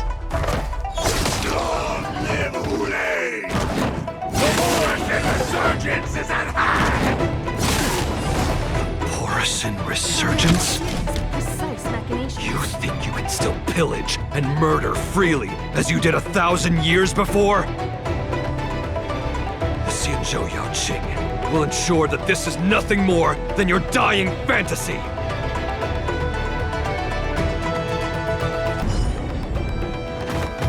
Fight me! A strength like this will set me right!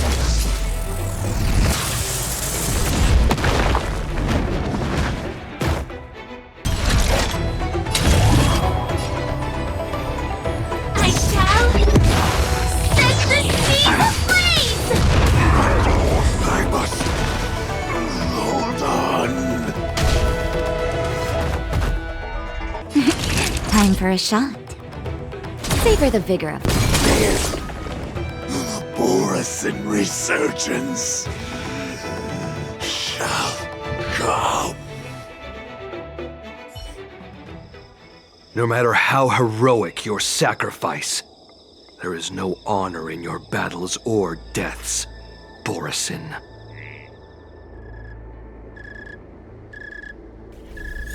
It seems that Moktok got what he wished for. Hule, your declaration of war is over. From now on, no matter where you run, General Fei Xiao will catch you and send you to the same fate as Moktok.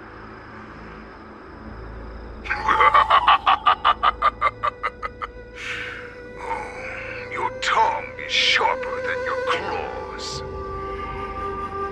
Don't stand in my way, child. Have your general speak with me. Our little hunting game is not over yet. Stand down, Watsa. I am here, Hule. What do you wish to say? The Merlin's Claw. Though we have never met on the battlefield, I have heard many interesting things about you from both my men and your healer. The people of the Xianzhou must be quite brave to allow a Foxian war slave with Borisin blood to ascend to the position of general. Has no one ever questioned that lineage of yours? Or could it be that your grand achievements were enough to convince everyone to keep their lips sealed? Claiming to have family ties with the enemy sounds to me like an attempt at asking for mercy. Hule, are you begging me for mercy? I see that it is not only the ruthless blood of a wolf that courses through your veins, but also the cunning blood of a fox. When you think about it, this was a gift from the Borisin. Anything that we gift, we are also free to reclaim. The Merlin's Claw. I shall extend a final invitation to you. I will be waiting for you on the Sky Splitter. Before you arrive, I will slaughter all in sight, allowing the crimson moon that has fallen dim for over 700 years to once more come to life. I will illuminate this ship with the sheen of blood and show everyone just how weak and powerless the Xianzhou is. Then, I will pilot this ship through every blockade and barrier you have prepared and begin my journey home. This ship shall be the flagship for the Borisin Resurgence. Before I finish these tasks of mine, you have a chance to stop me or die at my hands. This is the path that I have prepared for you. I accept your challenge, Hule. Because the very moment you stepped aboard the Sky Splitter, you stepped onto your path to ruin.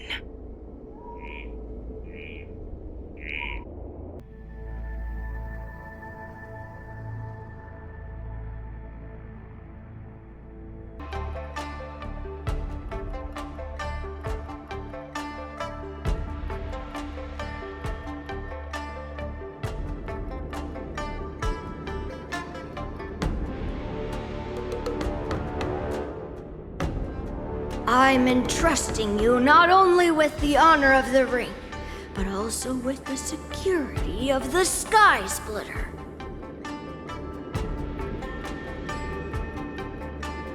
That's easy for my grandfather to say. But this mission doesn't seem so simple anymore. The first round of the tournament is about to begin. I wonder how Yanqing and the others are doing. According to the plan, I should seek out the Cloud Knight soldiers aboard the Sky Splitter and see if they've discovered anything.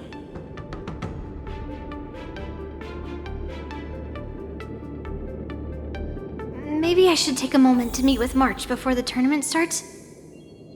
March is in the contestants' lounge right now. I wonder how her preparations are coming along.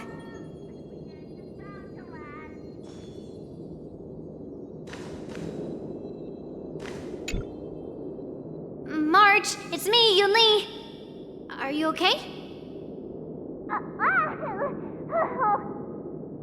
Ow! Just a moment, I'm coming. She's still a nervous wreck. You still seem nervous. I wasn't this nervous before. It's just being alone in this lounge, I can't stop thinking about everything. I mean, not only are we taking part in the war dance, but we have such an important mission to carry out as well. March, calm down. Don't worry about your mission. You have me here too, right? I know my grandfather said that you must represent the Luofu as the ringmaster. But don't let that intimidate you.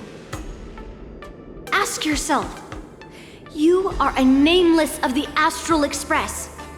You have always been free to come and go as you please.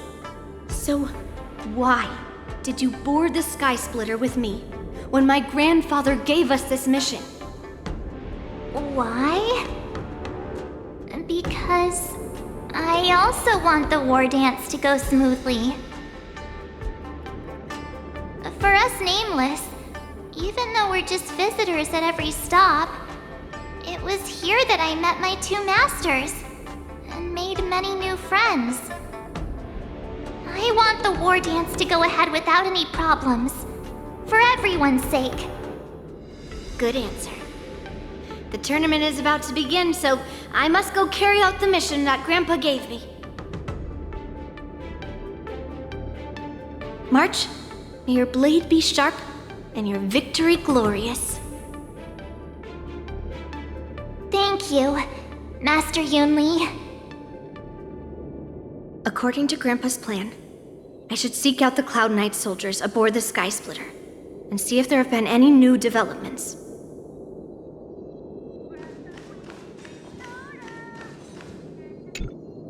Is that you, Miss Yunli? If there's anything that I can help you with, please let me know. The Cloud Knights are all in position, following General Hua Yan's orders.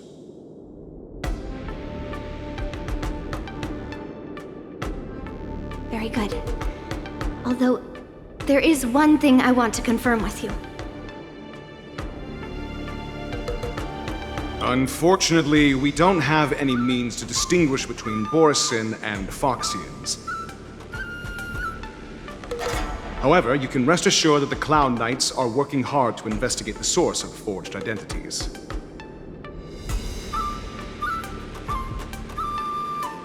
All Cloud Knights on the Sky Splitter have their own responsibilities and wouldn't dare neglect their posts.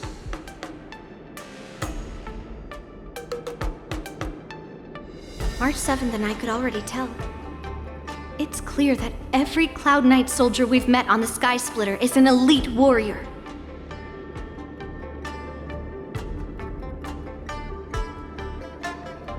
Your timing is perfect, Miss Yunli. We actually just received an emergency boarding request.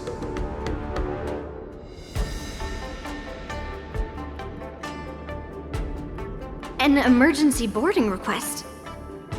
It wasn't on the Sky Splitter Starskiff registry, but all the documentation checked out.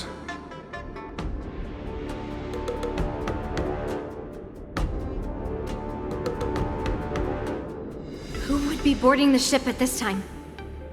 Where are they? I'll go check it out. The Starskiff is using the contestant docking bay. Would you like me to lead the way? No need. You have your own duties to take care of. I will be fine by myself. I have to check on this immediately.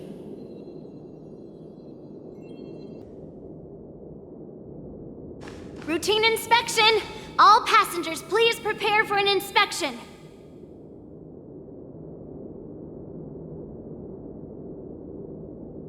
So this is the suspicious Starskiff. Where did the passengers go? I'm going to count down from 10. If you do not come out, I will destroy the ship. 10, 9, 8, 7, 6, 5, 4. Time is running out. 3, 2, 1. Wait a second!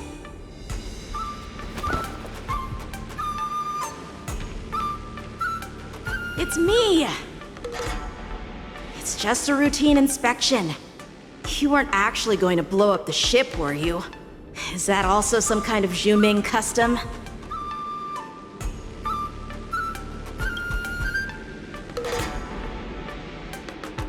Wait! Even though the Borisin can disguise themselves, they can't turn into someone as short as me. Put your sword away. Didn't little Yanqing claim he was going to give up being the ringmaster and go on the hunt instead? Help shoulder the general's burdens?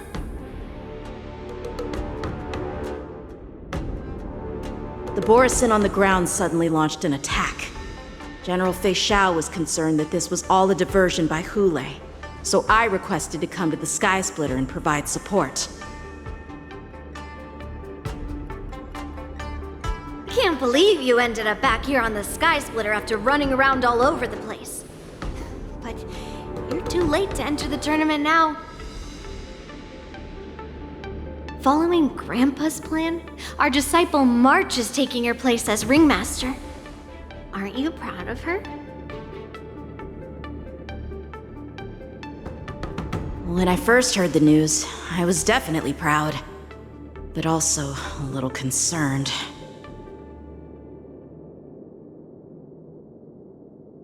More manpower is always a good thing, since the Sky Splitter is so large.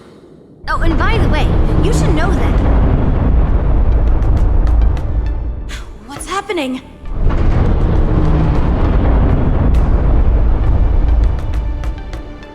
Does it feel like the Sky Splitter is slowed down? Could it be? Come with me. We need to check the engine room. It's the heart of the ship, so we need to prioritize its safety.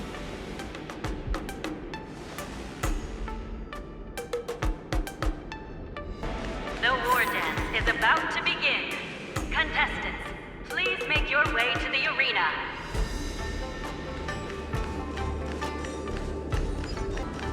The engine room is just up ahead. Let's go.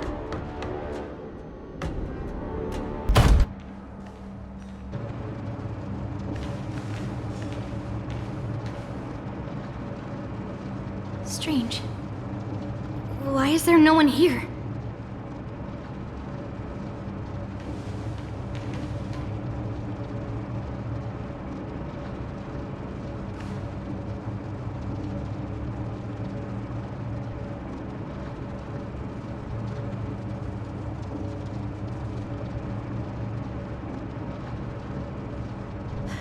Cloud Knights.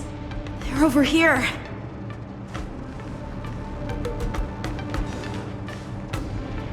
And you should be lying alongside them. Don't worry, children. There's plenty of space to hide your bodies over here.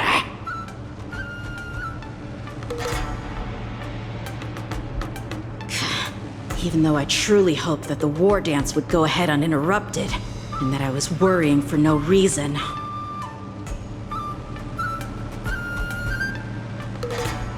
Now that these guys have finally shown up, it's a huge weight off my mind.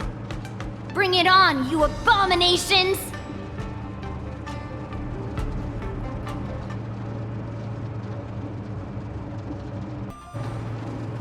If we found 2 wolves in the engine room, that means that even more abominations have infiltrated other areas. Hule is already aboard the Sky Splitter! There's no time to talk about this.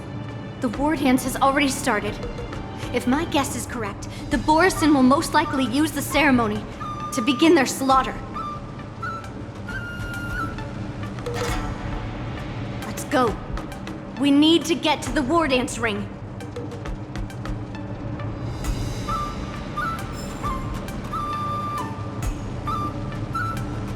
Come with me. To the ring. This way. We're not too late.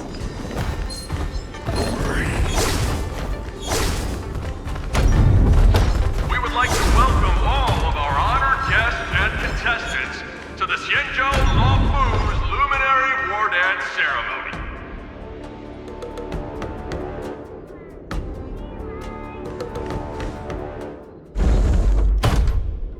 We would like to welcome all of our honored guests and contestants to the Xianzhou Luofu's Luminary War Dance Ceremony.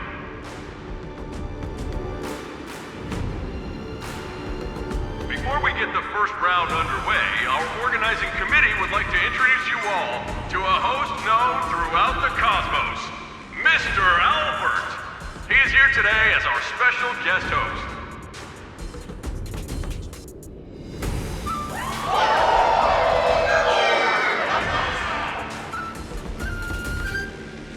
Let us invite our special guest host, Mr. Albert, to the stage to formally open the war dance.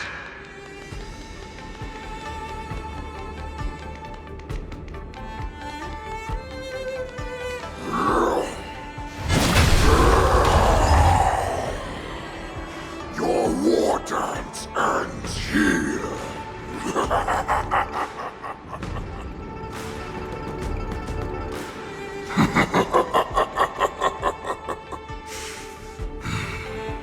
From this moment on, the Sky Splitter belongs to me.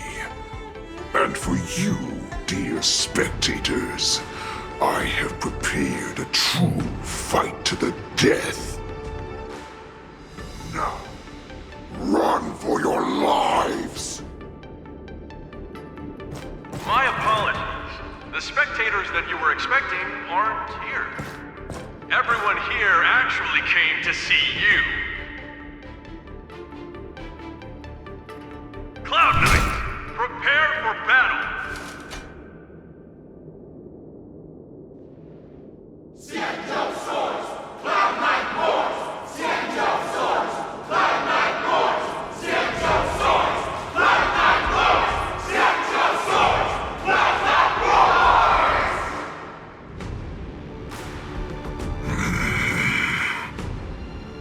I see you ready for me.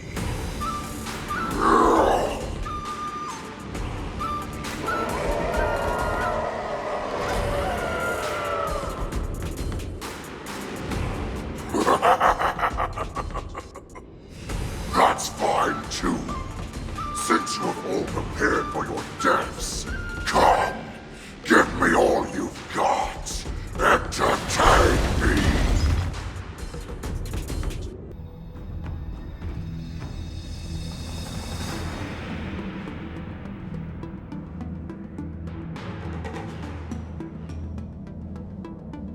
Surround your enemy, but leave one side open. This is your strategy for ensuring that the war dance will be able to be held as usual?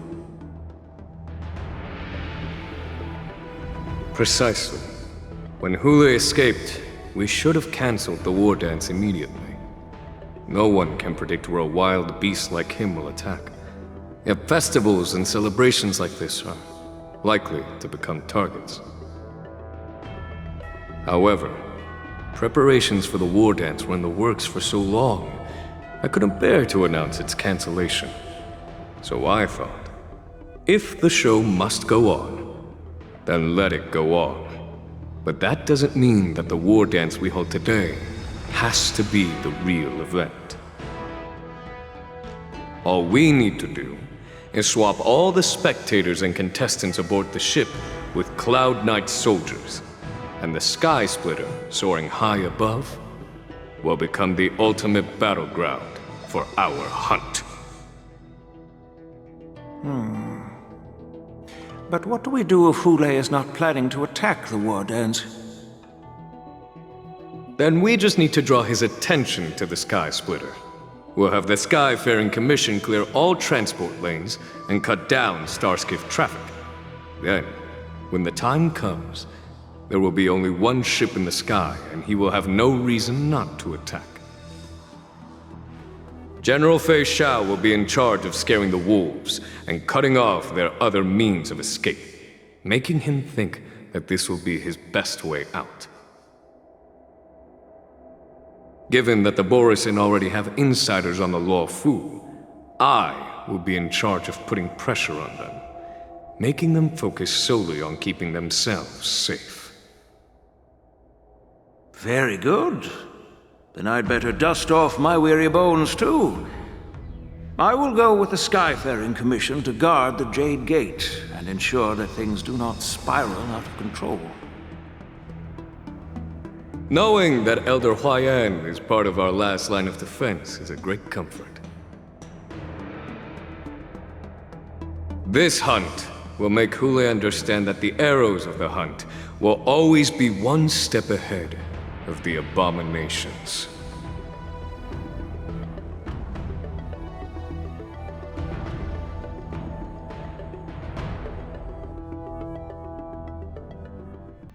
That jolt just now.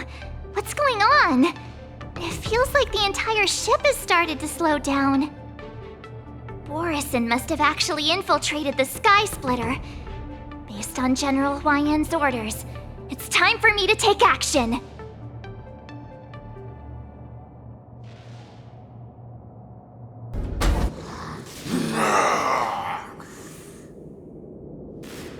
You guys, you're not Cloud Knights acting as Borisin, are you?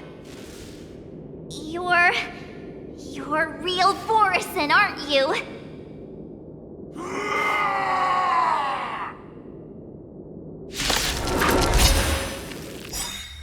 Oh, it looks like the General's arrangements are finally coming in handy. I need to find Yunli and the others as soon as possible. The plan said that if Hule appears, the Cloud Knights will assemble and do everything they can to suppress him. Master Yunli, where are you? March, I'm below the ring. We did it! This is what they mean by no pain, no gain. The hall below the ring. I remember it being this way.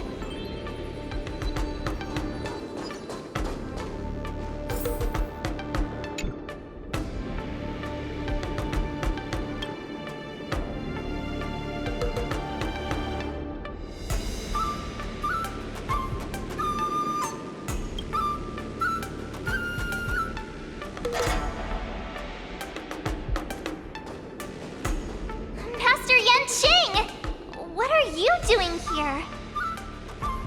I was concerned about the safety of the Sky Splitter, and my dear disciple, of course. Yanqing, the wolf you are hunting is standing above us in the war dance ring at this very moment, facing the Cloud Knights.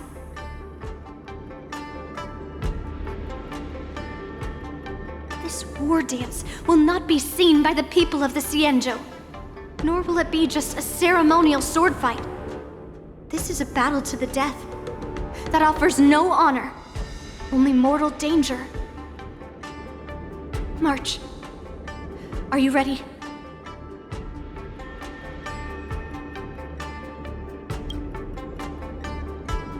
If my masters are going to battle, how could they go without their disciple?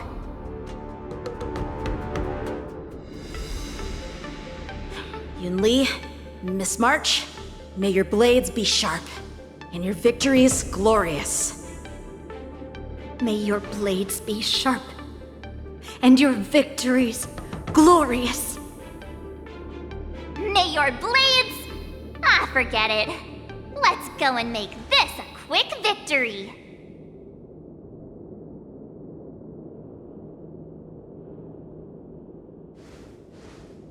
Let's go.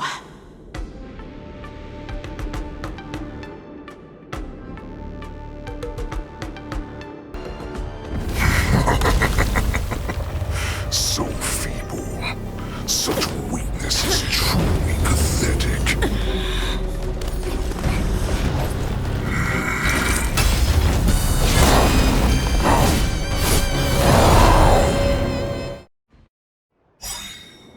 I've been waiting a long time for this, Hule. I see Fei Shao had sent some young cubs to the slaughter. Remember this! My name is March 7th, Ringmaster of the Luofu. Does the Xianzhou Luofu not have any worthy warriors? I wouldn't let my guard down if I were you. It's about time this old wolf tasted defeat at the hands of a young cub. You think a little ambush is enough to defeat me? I will make you understand just how wrong you are.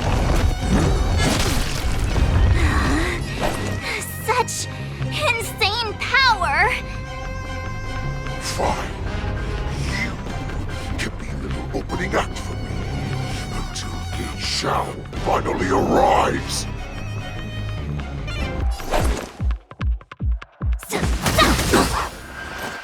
I get it now!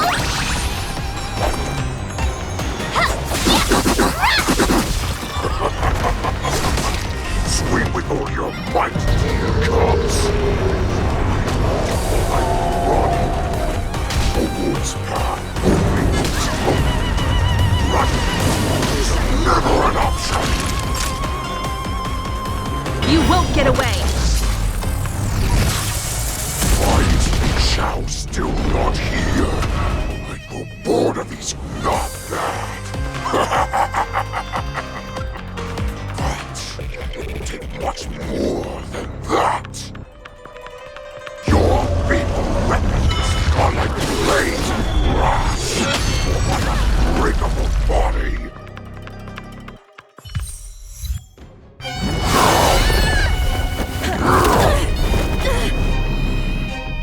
I've had enough. Time to finish this game. What's happening?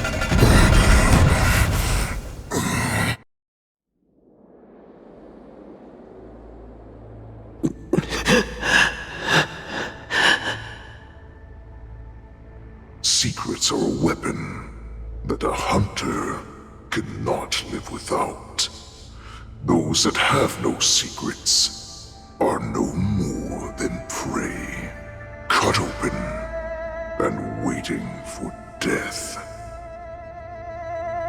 What you're saying is, in your eyes, I am no more than prey that has exhausted all of its secrets and is simply awaiting its death.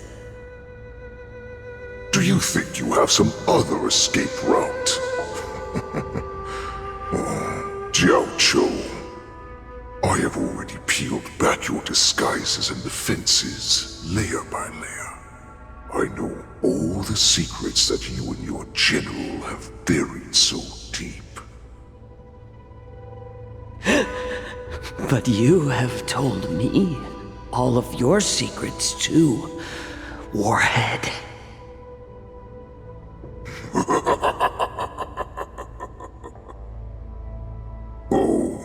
But you will never have a chance to use them.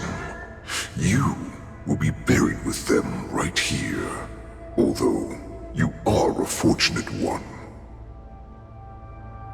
After all, you will avoid having to see the tragic future that awaits your general. I'm sure she understands her fate far better than you ever will. One day on the battlefield, she will be overpowered by her ever-intensifying moon rage, and finally be torn apart by her fury and transformation.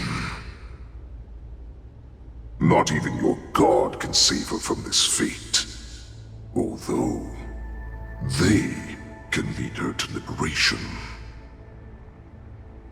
And the only way to save her is here, in my hands. Are you the healer? Or am I? Are you really that certain of your own judgment? I must leave, Foxian. But before I go, you know what I must do, don't you? Drink blood wine. I hear it is a Borisan custom to kill prisoners and drink their blood before battle to stir up their madness. You really did put hard work into researching us. It is a shame that this is where your journey ends.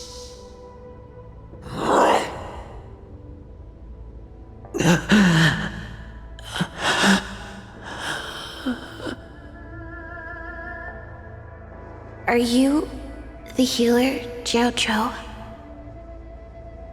Is there anything that I can do for you? I heard that you saved me. There's no need to thank me. If you're a healer, can you cure my moon rage? And what if I can? Do I just sit back and watch as you head back out to die in battle?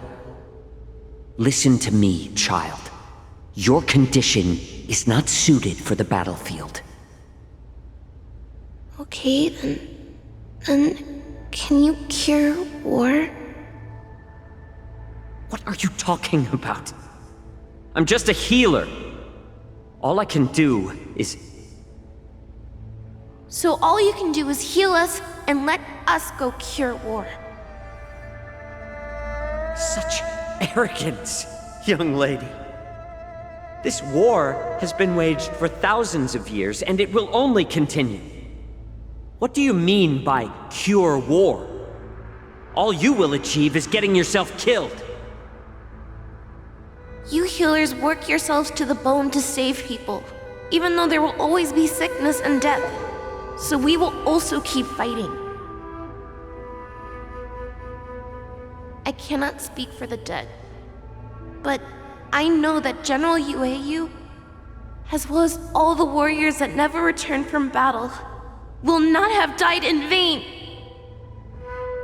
They fought so that others could make it home alive. Your actions are no different.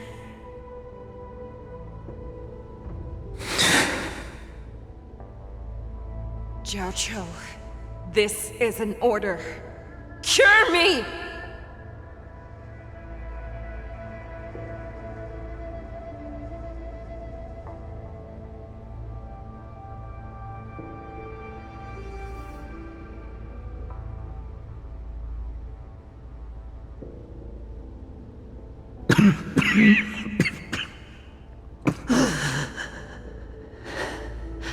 Those who have no secrets are no more than prey, cut open and waiting for death.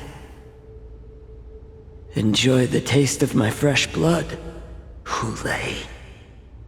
Unfortunately, I am not a man without secrets. still have one little secret hidden up my sleeve. Tumble dust. I drank it a while ago, and the poison is already flowing through my veins. Sooner or later, you will begin to feel the effects.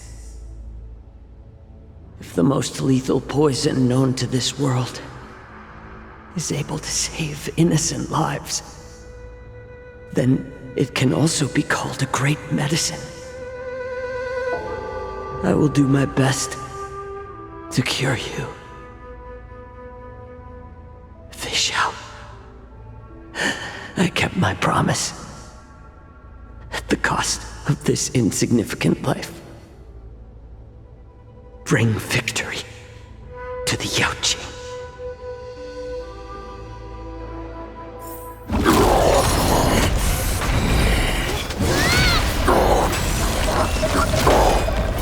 So, you want to play dirty? Here, it's colder. My sword is even colder!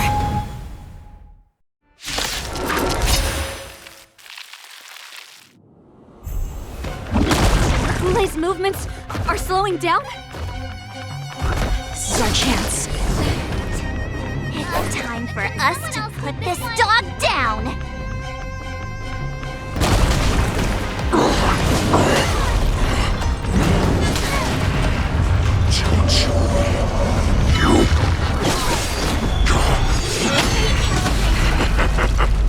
A pathetic little poison like this.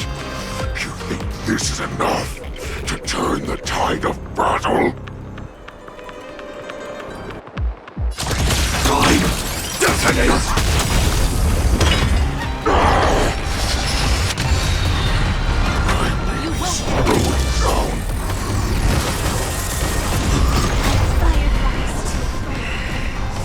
That does not mean you can defeat me! You may be hard to kill. That does not mean you cannot be overpowered. Hulei, take a good look. The power of the Cloud Knights is in my blade. Recalibrating! Impossible! How could a mere whelp defeat me?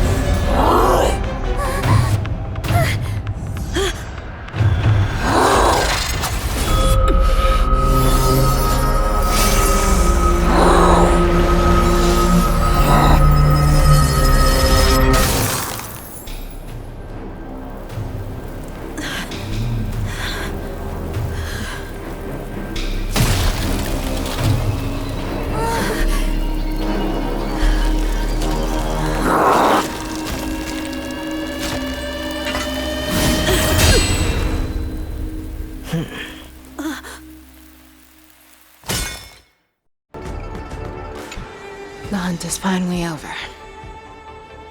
Thank you for holding out so long. The Cloud Knights are withdrawing as we speak. Lieutenant Yanqing, how are you holding up?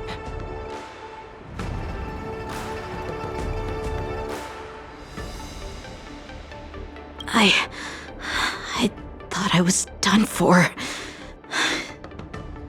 I wouldn't want General Jing Yuan to lose the disciple that brings him so much pride. When I sensed that Hulei was not on the ground, I raced to get here as quickly as I could.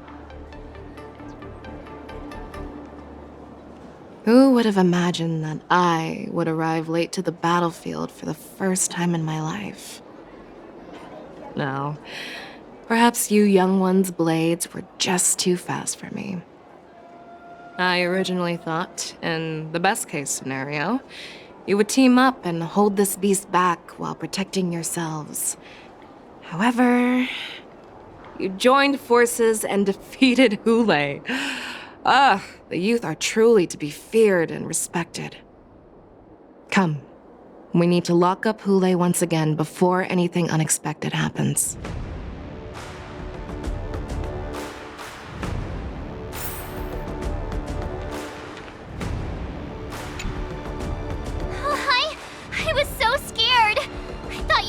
honor there! We're so lucky the General made it in time. Yanqing, that was amazing! That final blow you dealt to Hule! How have I never seen that before?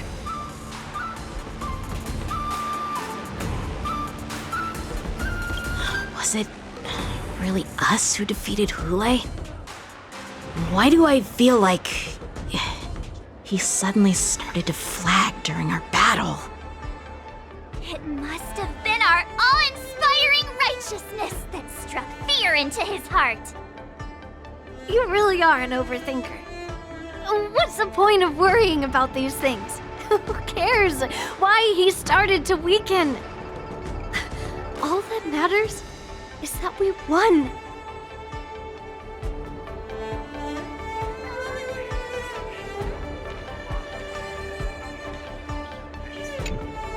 Such an unforgettable blade. So similar to the one wielded by that woman who defeated me all those years ago.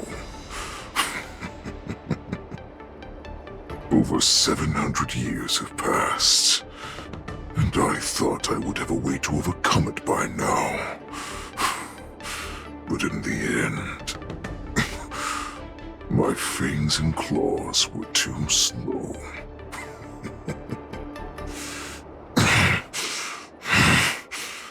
You won, child. Stop struggling, Hule. There's plenty of time for you to be tortured by your regrets when you go back to the shackling prison. Yes, I was defeated, but this was not unexpected. And regardless, you still showed your face, Fei Xiao.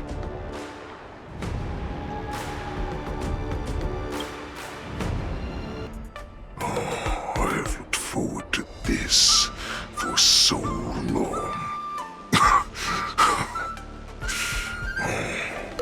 Our little hunting game has finally reached its climax. I told you before, I had a path prepared for you. You've doomed yourselves. As I meet my demise, so shall the entire Xianzhou Lafu. The crimson wound in my chest will make this place shine with blood. I will drive all Foxians to madness in their fear, craving slaughter without end. What now? Fei Xiao. This is the heart of the Borisin warhead, a product of the Plague Mark.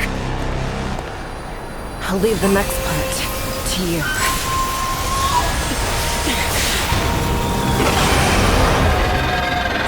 Don't understand. We cannot allow this thing to spread. I will do all within my power to consume this crimson moon.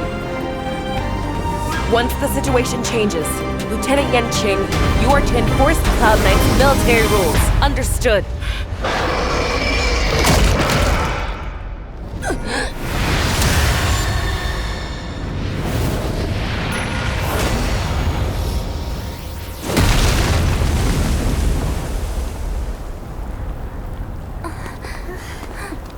General!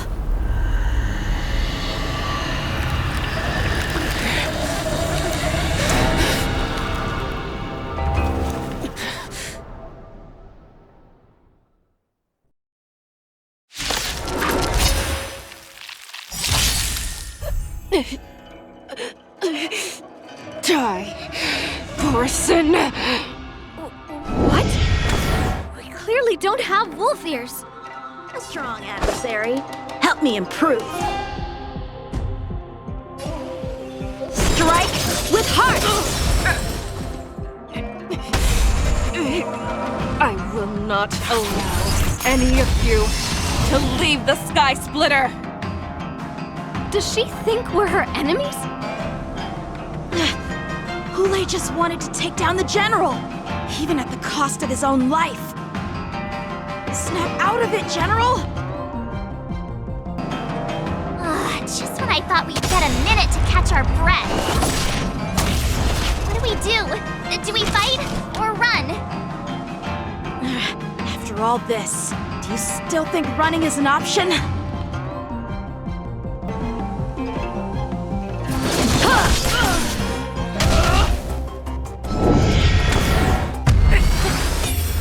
Stop trying to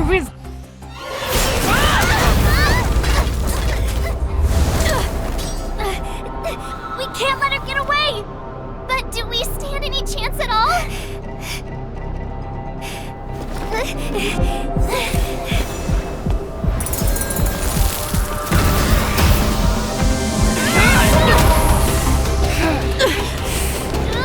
She said, I'll leave the next part to you.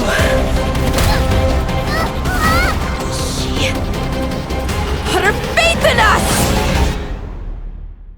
resist me! I promise. I will cure you.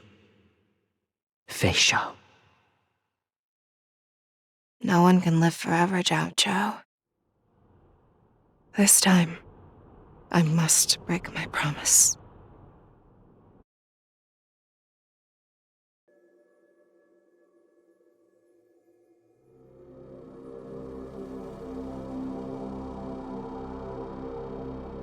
Is this the Sky Splitter? Or somewhere else? Lieutenant Yanqing, you are to enforce the Cloud Knight's military rules. Understood. We can't let her get away! Snap out of it, General! You always leave the hardest battles for yourself. Even now, you would never run away. Isn't it strange that as your enemy, I understand you even better than your own allies?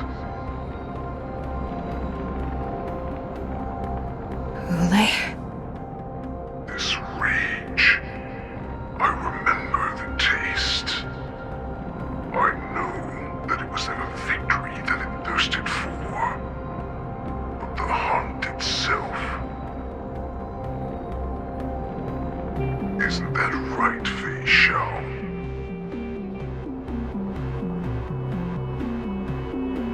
You shouldn't be here. I saw you die with my own eyes. Just consider me a figment of your imagination. Before every hunt, I make preparations for defeat and retreat. But not this time. This time, defeat was exactly the ending I was racing towards. When I learned your story from Zhao Zhou, I realized that he had always been hiding a secret, and that not even the healer himself understood the meaning of this secret. What an ironic fate, don't you think? All this time, waiting for this day to come. I never imagined that this was how it would turn out. But I accept it. Now, let us break through the ironclad defenses of the Omnipotent General's heart and see what secrets she has hidden in those deepest, darkest corners.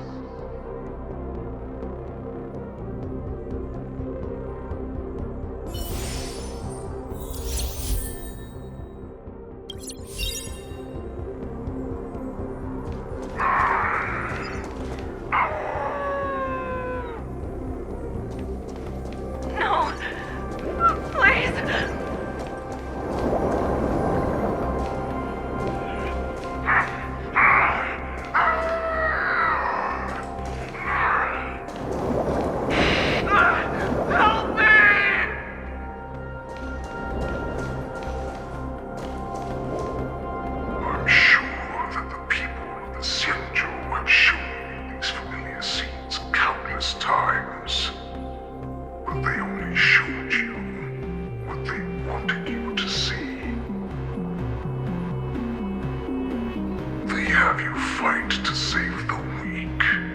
But what they never told you is that when all the pretenses of kindness and compassion are stripped away, this is how the universe is meant to be.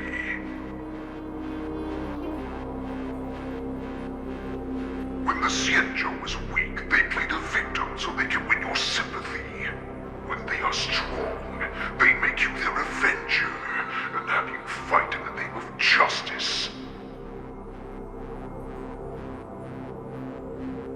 I found it. This is your shadow of doubt.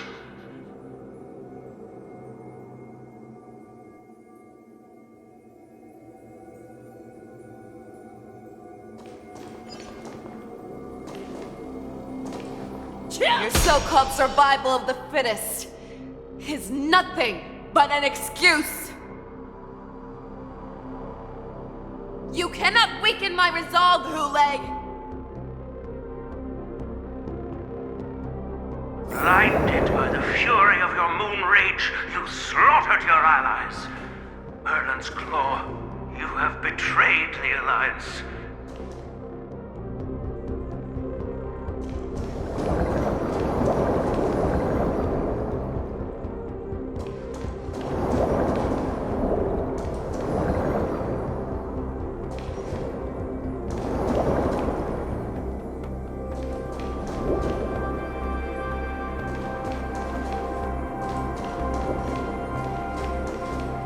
Your actions are no different from those of the abominations we stand against.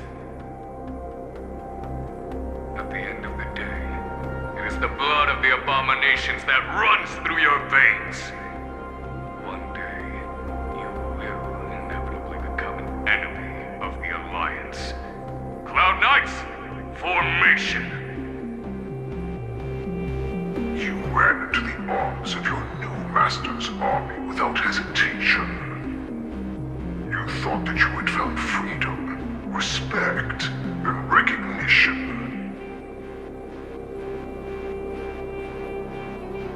But you were wrong.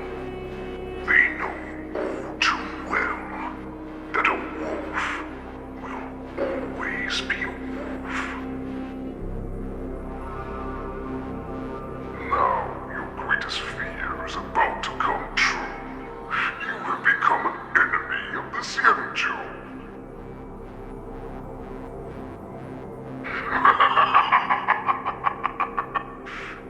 This is your fear.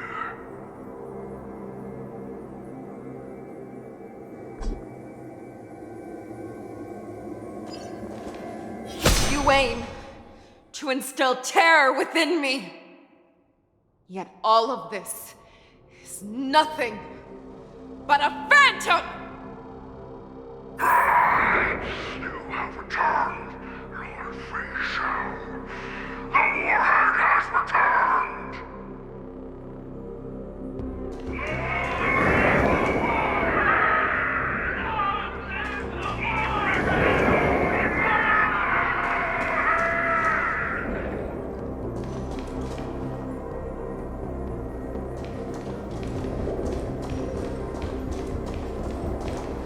It's time to return to the pack, Fei Shao.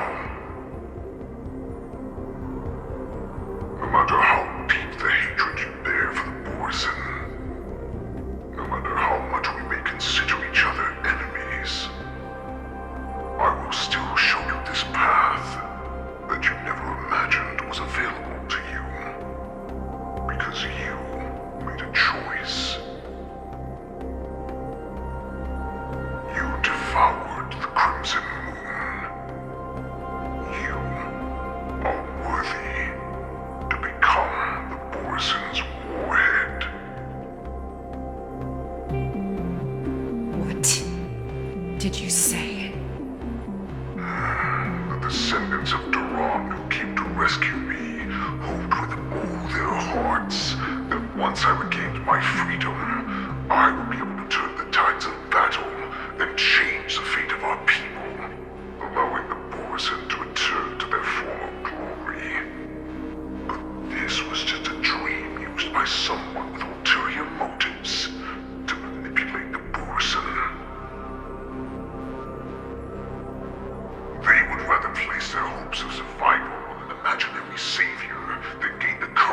strength to fight to the death. Borson like that deserve no more than to be sent to their deaths. And I, a prisoner who was held captive for over 700 years, a criminal of war who was deprived even an honorable death in battle, would become a puppet upon my return, at the mercy of others. This is a fate that I will never accept. For those who are truly strong, Foxy and Borson are no more than labels. Someone who is truly strong chooses their own path. I will create that new path for myself. I will pass the right to decide the destiny of the Borson on to you, former Borson war slave and future Foxian ruler.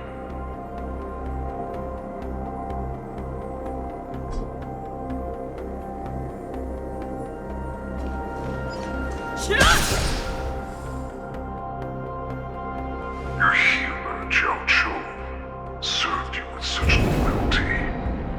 He was even willing to die in order to cure your moon rage. I told him before that the only way to save you lay in my hands. If you just nod your head, you will awaken from this nightmare that the Crimson Moon has inflicted on you, and your body will be born anew. From that moment, you will no longer be trapped by your rage. Your doubt will be swept from your mind like dust, and your fear will naturally disappear. So this was the path that you prepared for me. To become a new you. That's right. We are so similar after all. We are both monsters that were born for war, and will die for war.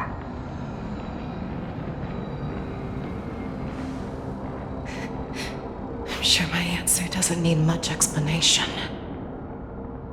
I refuse. I told you before, Foxian and Borson are no more than labels. You can be whoever you want to be. You can do whatever you want to do. Accept these truths, and the Borson will bow to you. Destroy them, reduce them to dust, or teach them to become servants of the Xianzhou. You are free to do as you please. Carve your name into the Xianzhou's history books, or into the list of arch enemies. You have the final say. You do not understand, Hule. You have no idea what it is that I truly desire. When I was just a child, I stained my hands with blood for the first time, in order to escape the whips and shackles of the Wolfmasters.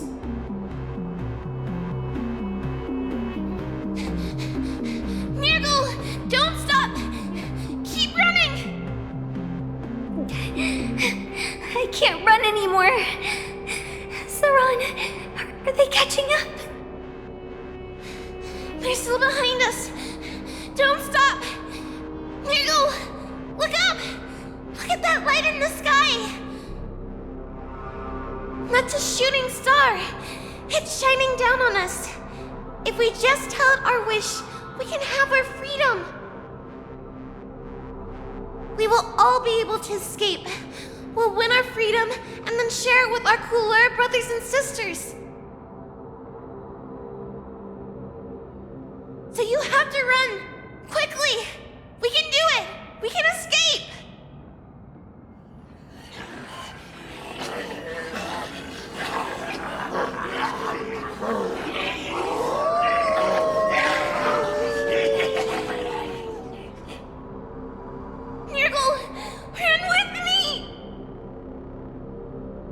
We ran and ran with all the strength we had, but we ended up losing each other.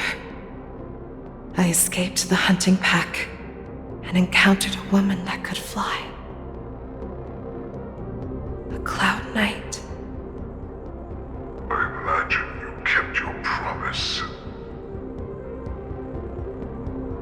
Unfortunately, when I led her back in order to free my Kulor companions, there was nothing left there but a bottomless pit.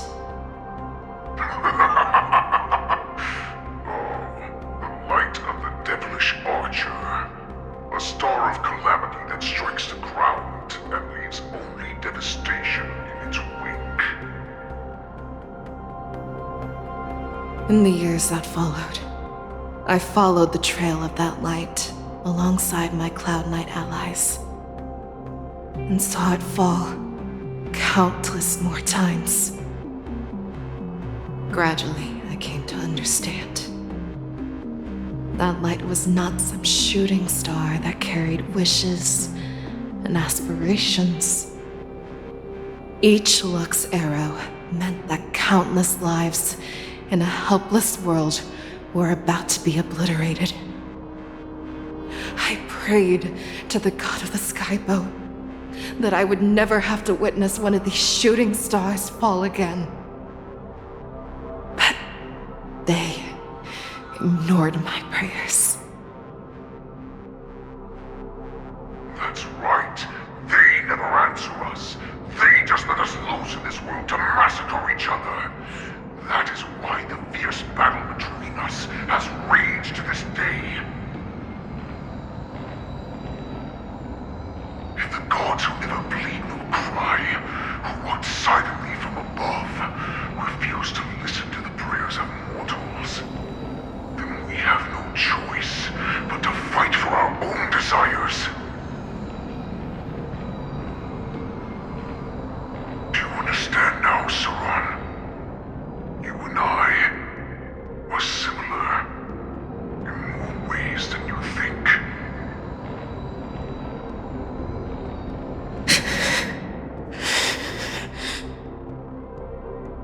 You are a beast that was born for war and will die for war. Perhaps. So, what is it that you yearn for, Hule? Why is it that you fight? I fight so that I can turn the stars above into a great wilderness for the Borisin to roam. What about you, Saran? I fight so that one day I will never have to witness another shooting star falling to the ground. So that just one more person can live and return to the Yaoqing alongside me. You would resist becoming the person you were supposed to be.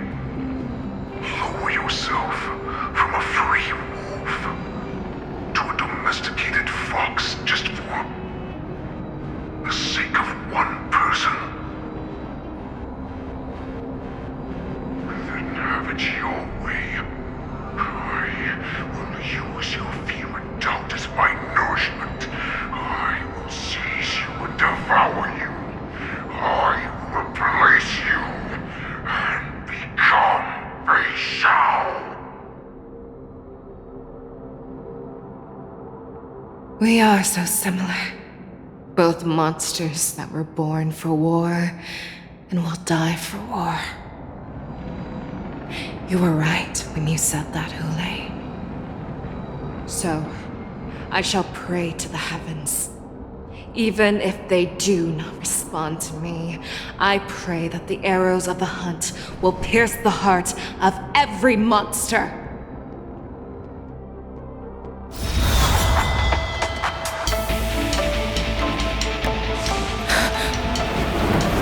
Do you see me, shooting star?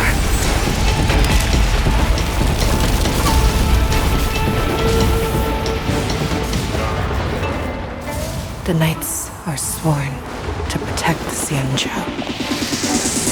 I will uphold this vow until my very last day.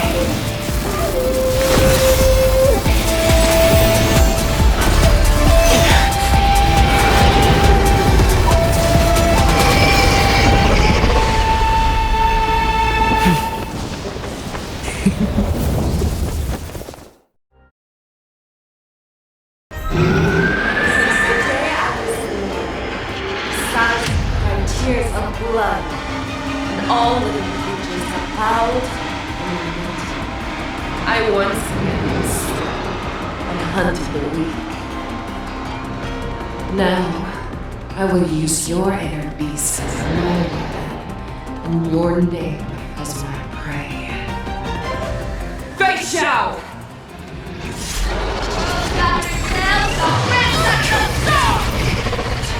Your disguises and show you how cowardly and powerless you truly are, Hule! A wolf lurks in the heart of every boar-set and foxy. The moment you grow weak, it will devour you!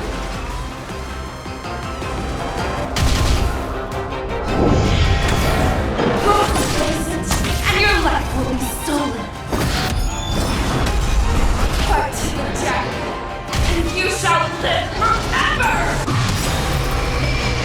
If it wants to devour me, it will first have to beg for my mercy!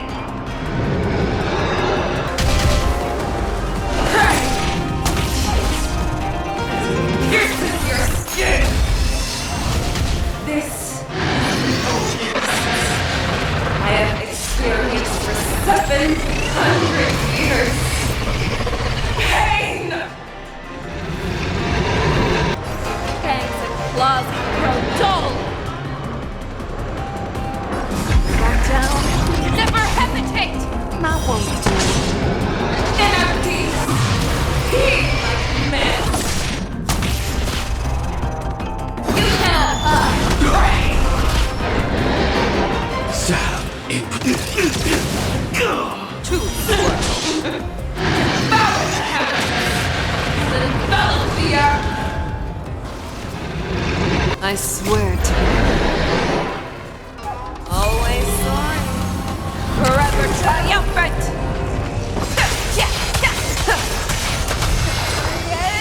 Inevitable! Be gone! Your blood give me victory!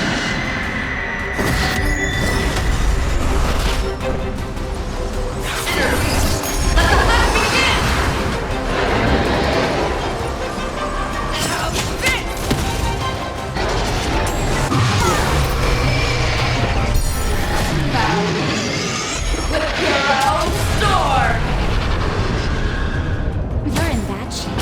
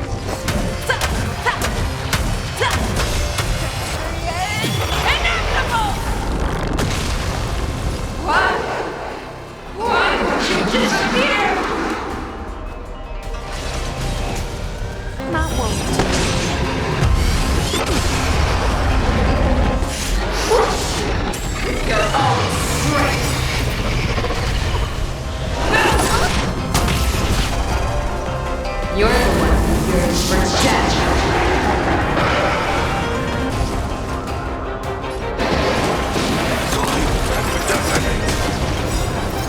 I fight for myself. Until everything burns to ashes! Our little hunting game ends here. Make your move. I swear to the mighty light of the heavens. wolf in my heart. Come to me. We shall conquer as one. Always sword. Forever triumphant.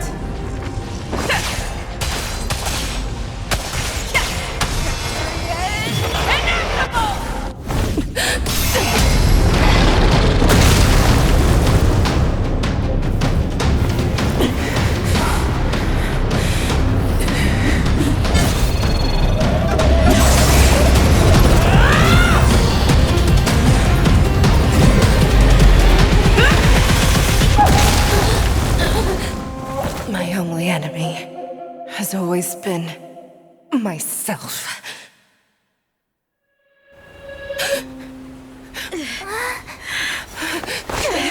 General. General, you're awake.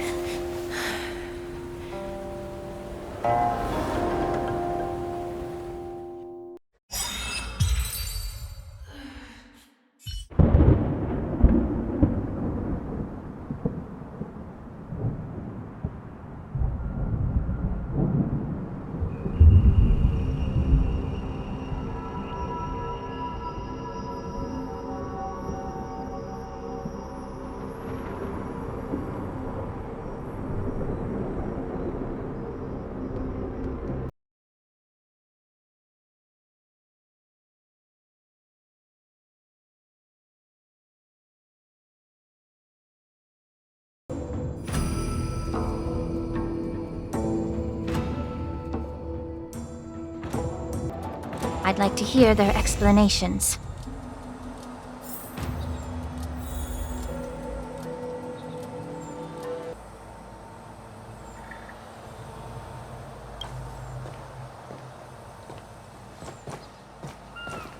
Welcome, Miss Lingsha. I am Preceptor Tauron. Greetings, my honored preceptor. It's been a while since we last touched base. I've brought a friend with me today. I believe you're already familiar with each other.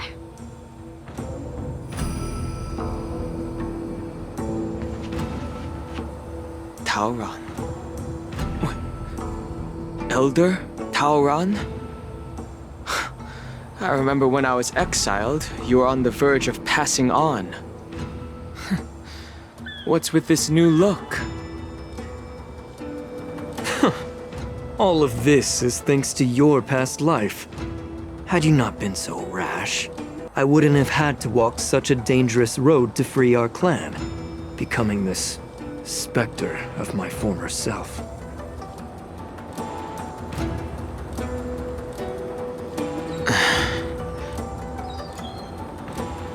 Don Hung, you've returned twice, but it seems that meeting us fossils wasn't on your agenda. Regrettable indeed. Now here you are to meet me anyway. Life does love its ironies, doesn't it? I didn't come here with Miss Lingsha today to reminisce.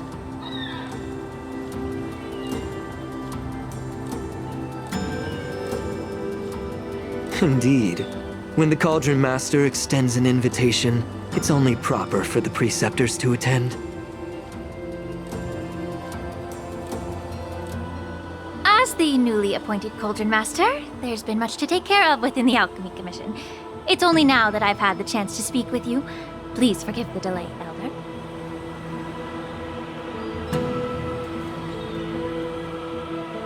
I sent over some evidence regarding the prison break in the Shackling prison. I trust you've already looked it over.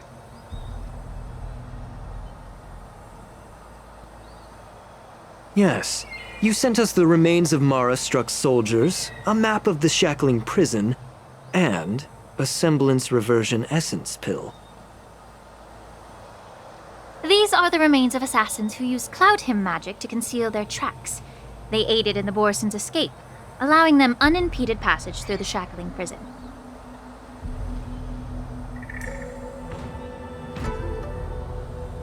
That marked-up map is a map of prisoners' escape routes. Vidyadhara craftsmen once made blueprints for the prison's construction, so I imagine, Mr. Tauron, you have a similar map in your possession. This pill.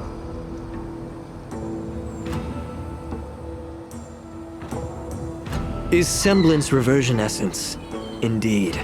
I helped plot the prison break in the Shackling prison. So, the disciples of Sanctus Medicus joining forces with the Lord Ravager to stir up trouble in the Alchemy Commission, the introduction of the Stellaron, and the Ambrosial Arbor's resurrection all have something to do with the Vidyadhara. That's right.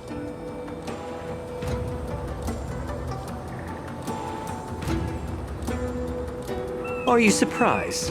After all, both of you were sent here by the seat of divine foresight as messengers to hear my confession, weren't you?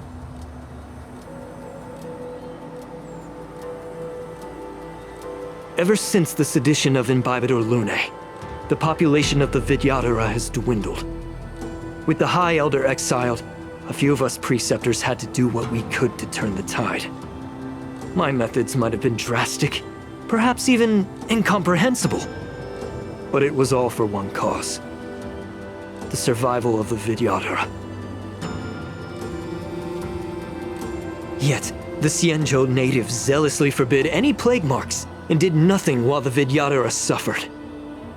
Dan Heng, Lingsha, as Vidyadhara, you should understand the desperation behind my actions.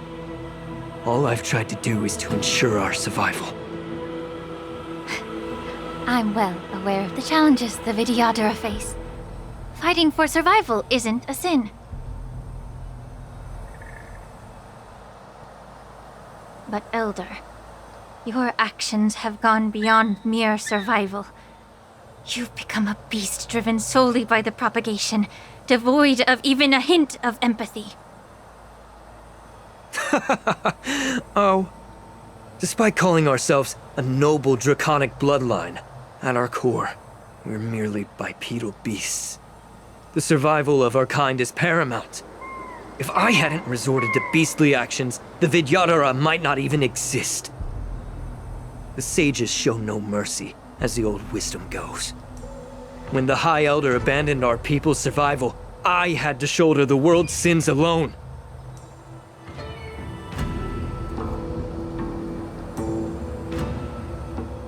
Lingsha, Dan Heng, the past is behind us, but the future of the Vidyadhara still lies within your grasp. The situation on the Xianzhou Luofu has changed rapidly.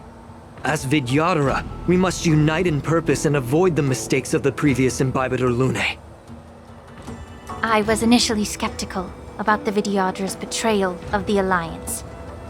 But after hearing your confession, I realized that there is no point in talking about trust. Breaking the covenant of our alliance will bring war upon the Vidyadhara. Even if we are able to have offspring again, what difference will it make? Once my plan succeeds, the Alliance will see the Vidyadhara as their saviors, because both parties ultimately share the same interests.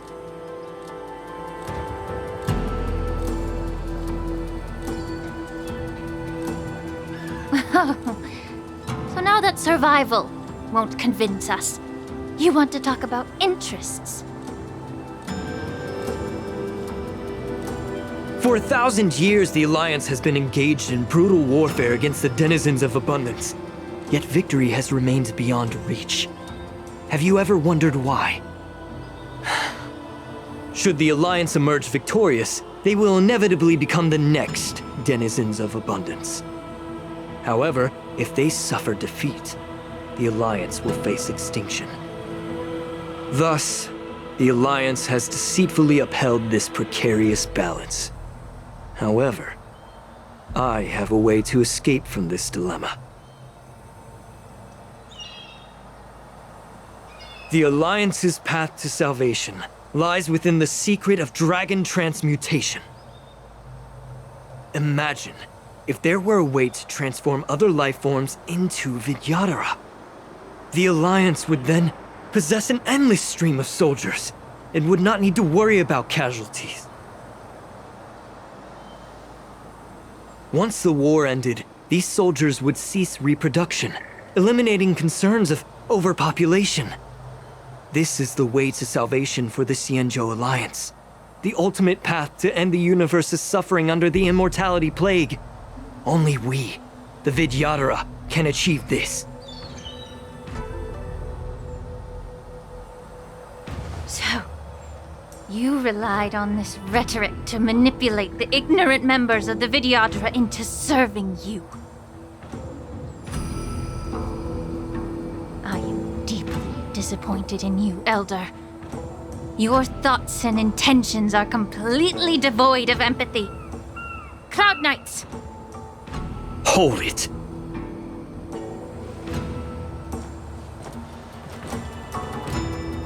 Miss Bailu!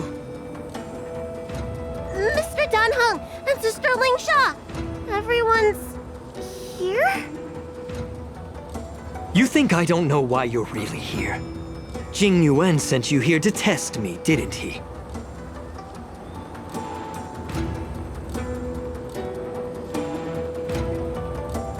According to the oath between the Alliance and the Vidyadhara, it's forbidden to spill Vidyadhara blood on their own territory.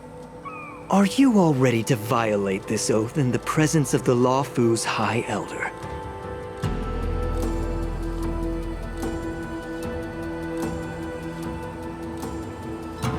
Dragon Lady, there's no need to panic. Elder, the Vidyadhara's sacred grounds and the High Elder are not to be used as pawns in exchange for your life.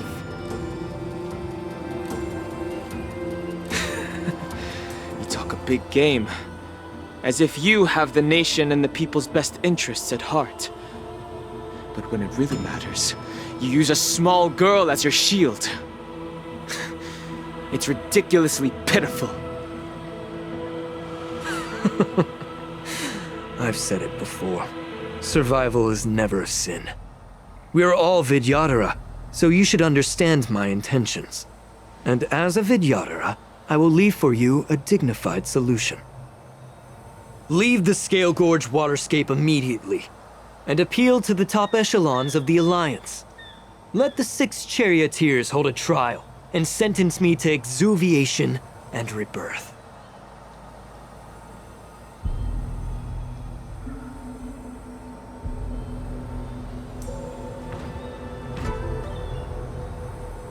I see right through your plans, Mr. Tauron.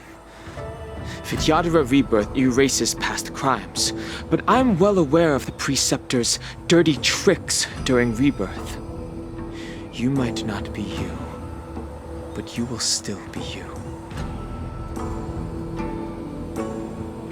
I won't forgive myself for past sins under the pretext of knowing nothing, nor will I allow you to evade accountability.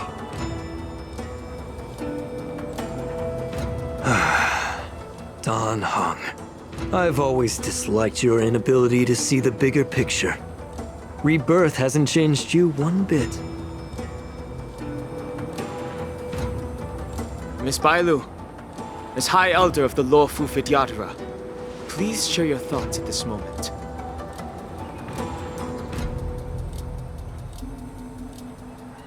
I don't want to stay here. I'm tired of being pushed around.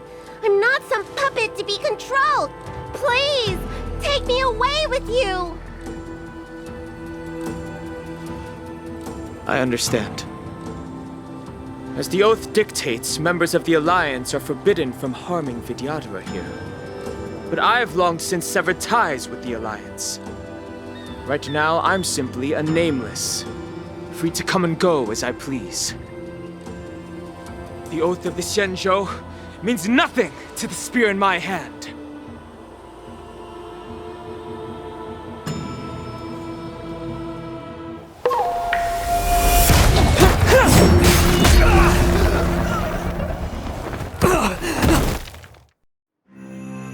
Get them! Do whatever it takes! Make sure they don't leave here alive.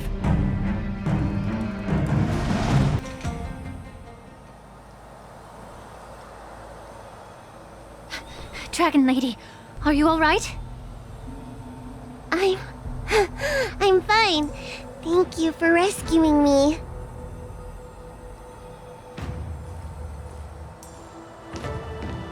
You You actually came here in person? Otherwise, I wouldn't be able to hear your lofty opinions. The public trial you seek with the 6 charioteers is inevitable. In addition, I'll write to the sage queller of the Feng Hu. With her hatred for evil, I'm sure she will make a just decision. If it's her, she will earn the respect and assent of all the Vidyadhara on the Lafu.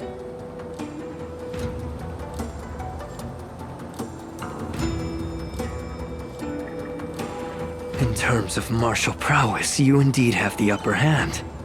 But if you're under the impression that this advantage can be used to settle the score with us preceptors, that's quite an overestimation. Given the Vidyadhara's foundation within the Alliance, do you really think you can do anything to us?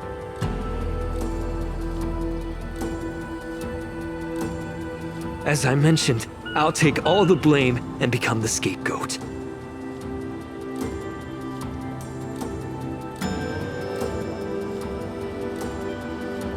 With the secrets I possess, the interrogation alone will take an eternity. And in the end, through various exchanges of interest, I am certain to survive. You understand this better than anyone, as it's the very art of trade-offs you love to wield. Lastly, a word of caution to you. I heard that Hule has escaped from prison and is headed directly for the Sky Splitter. The bloodshed at the war dance is bound to be gruesome. Perhaps, even before my trial, your impeachment will have you in dire straits first.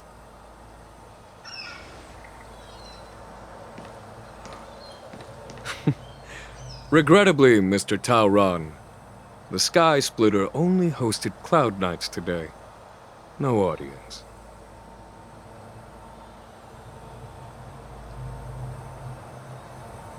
And just moments ago, Hule was executed by the Cloud Knights.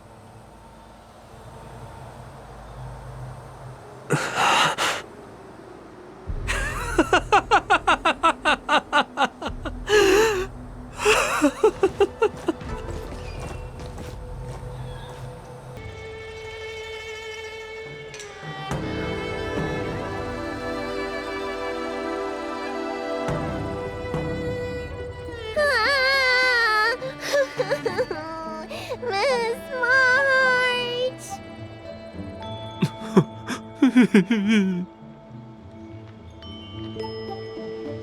Miss March! My dear Miss March! I was only in the bathroom for a little bit, and you've already arranged my death? Hey, can't you play some normal games with Dragon Lady?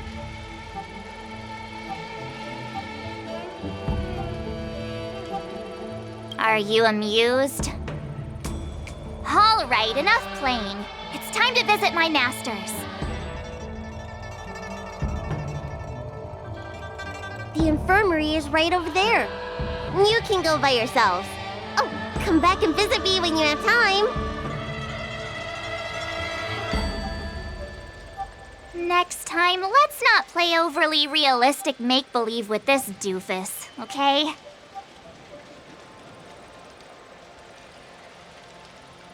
Well, there's not much I could do. General Fei Xiao didn't really give me any chance to shine during this wolf hunt operation.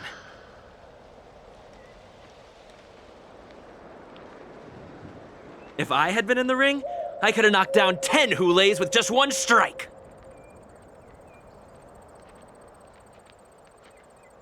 You sound exactly like Master Yenqing. But for now, both he and Yun Li have been forced to go to the Alchemy Commission for some well-needed rest. I'm the least accomplished in swordplay, but I came out unscathed. I really ought to thank my masters for taking all the blows on my behalf.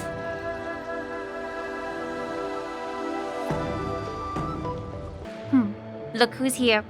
The beloved Trailblazer and the charming March 7th. You came to the Alchemy Commission today. Oh, I get it. You are here with March to visit her masters, aren't you?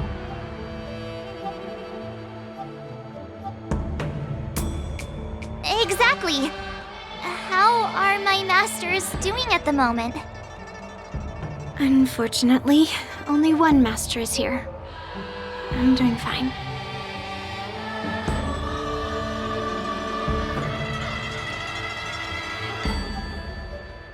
I'm just following the doctor's advice. Miss Bailu said I could take a stroll, so here I am. Your Master Yenqing wasn't as lucky. He's probably still in bed. Considering the intense battle with Hule, and then with General Fei Xiao, the rigorous sparring session with her, his small body couldn't take it anymore. Master Yun Li, didn't you also engage in combat?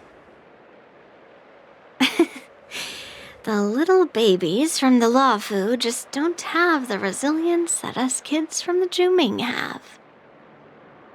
I heard from Modza about the tough battle against the wolf troopers. You fought alongside Modza. Did you get hurt?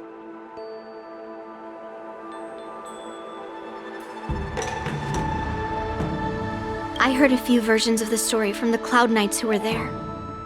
The number of wolf troopers went from a few dozen to thousands. And the number keeps rising. It's becoming more absurd by the minute. Yun Li, go and lie down. Got it, Lingsha. What about that smiley fox healer? And the guy with the hood? Thank goodness you and the others found Yao Cho. He lost a lot of blood and needs to rest properly. He and Maoza are seriously wounded. I've had to forcibly confine them to the Alchemy Commission.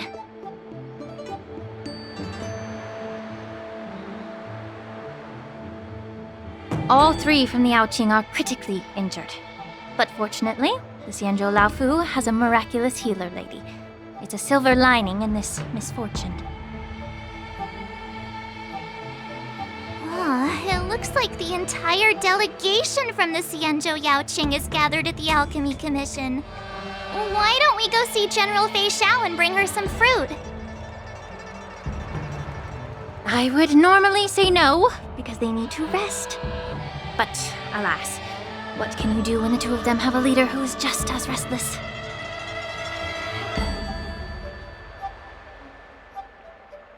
General Fei Xiao just slipped out of the recovery room. She thinks she's so sneaky, but I know everything that happens in the Alchemy Commission.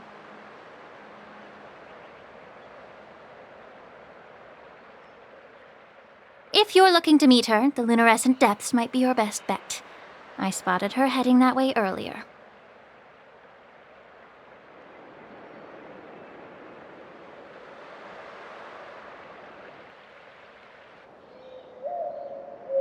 The sound of those footsteps. They must belong to General Fei Xiao. Out and about, despite the doctor's orders.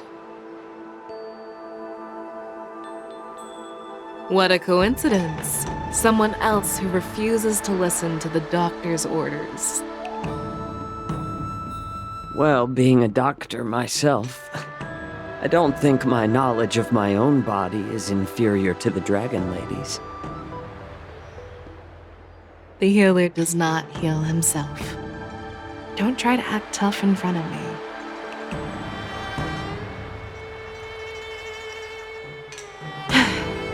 I'm sorry, Zhao Cho. I didn't expect you to use poison that way. What a miscalculation. If only I'd found you sooner. If only I hadn't sent you to the shackling prison. The way you're speaking, is this really the Fei Xiao I know? Or could it be a Borisin assassin, imitating your voice to take my life?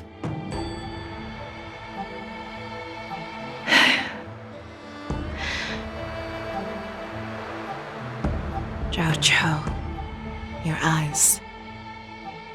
You can't see anymore, can you? I can still clearly hear the sound of the waves. That's enough for me. Don't blame yourself. You know what I'm more concerned about? Has your body had any changes since you swallowed the Crimson Moon? I'm not sure. There don't appear to be any changes. However, the many doubts that once plagued me have dissipated. I never thought I'd live to hear you discuss your health again. But thanks to Morza and that child, the price I've paid seems trivial compared to what we've achieved. I hold no grievances, Fei Xiao. I am content.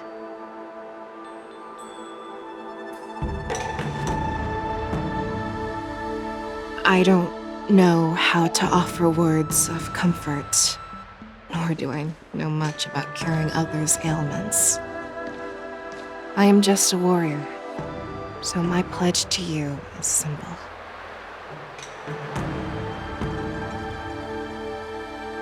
An eye for an eye. So you were here too. In this vast universe, there's bound to be someone who can heal your eyes. I'll find them. But until then... The threat behind all this chaos needs to be dealt with. You must already have some ideas. Let them out. The resurgence of the Sanctus Medicus and the gathering of the Borison are merely distractions orchestrated by an unseen force, meant to divide the Alliance's attention. Unfortunately, they picked the wrong fight this time. Once we return to the Yaoqing, I'll personally lead the Verdant Knights into battle. I vowed to take down a Lord Ravager and teach the Ruined Legion the true meaning of the hunt.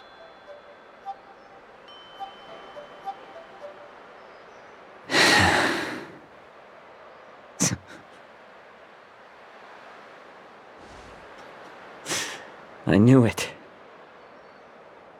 You've always been so impatient.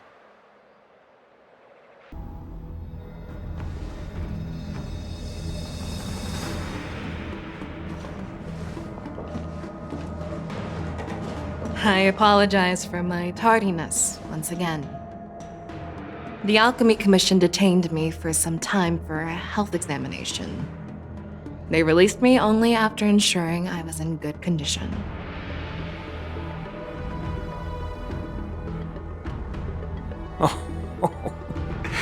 General, seeing you safe and sound puts our minds at ease. Hulei's escape caused significant upheaval and forced the war dance to be put on hold. A truly unforeseen disaster. Fortunately, the younger generation showed their valor.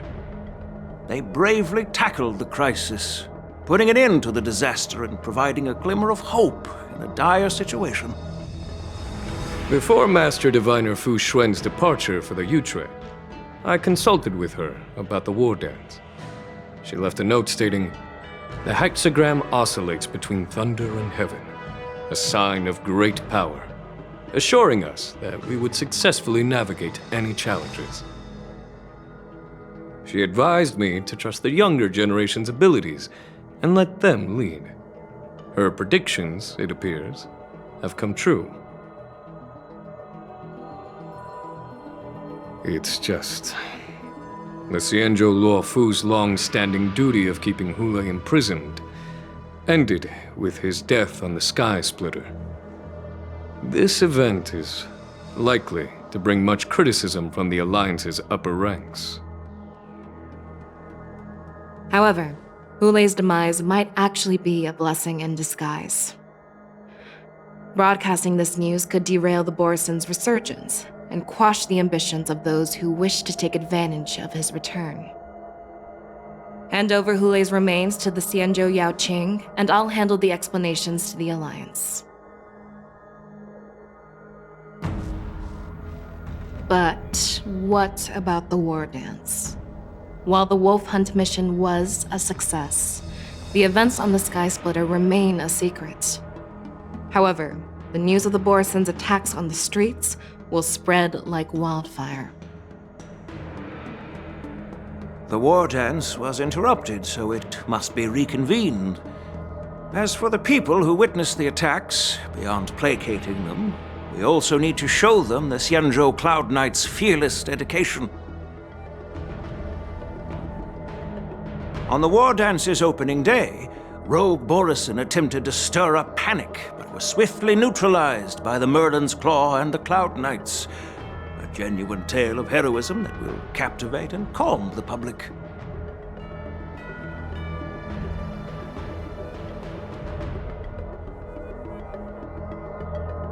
As Elder Huayan suggests, the Law Fu will do its best to heal the wounded and compensate those who were affected. We aim to reopen the war dance in the coming weeks. This settles the immediate concerns on the Law Fu, but my thoughts linger on the orchestrator behind these events.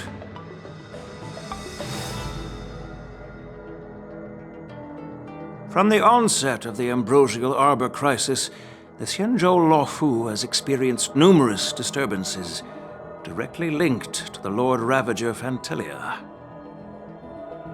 Her attempt to infiltrate the Xianzhou with the Borison and sway the Law Fu preceptors to join the Sanctus Medicus's insurrection was unsuccessful. But I have a feeling that she is indifferent to the success of her plans. Rather than outright victory, Fantelia's motives seem to lie in breeding discord and chaos among allies. Should the Alliance fail to mend these rifts, it risks disintegrating into a pile of sand. The goal of the Xianzhou Alliance has not changed for thousands of years. Perhaps we should point the weapon in our hand toward this new adversary. I plan to bring this matter before the Marshal following the war dance. With Elder Huayan's insight, one wonders how the Marshal will react. It's clear we're engaged in a game of chess not seen in thousands of Amber eras. A game where even the strategists become pawns in battle, where the stakes are as high as the fates of countless stars in the sky. Predicting the Marshal's decision is beyond me, yet she's well aware of our concerns. She has tasked General Yao Guang with performing extrapolations day and night to gauge the situation comprehensively. We gathered today not just to tackle the Law Fu's predicaments, but also to address a matter requiring our collective presence. Yao Guang has sent a message from the Xianzhou Yuchui, informing us that she wishes to share the results of recent calculations she made within the Matrix. Jing Yuin, I'd like to borrow the seat of Divine Foresight's chessboard for this purpose.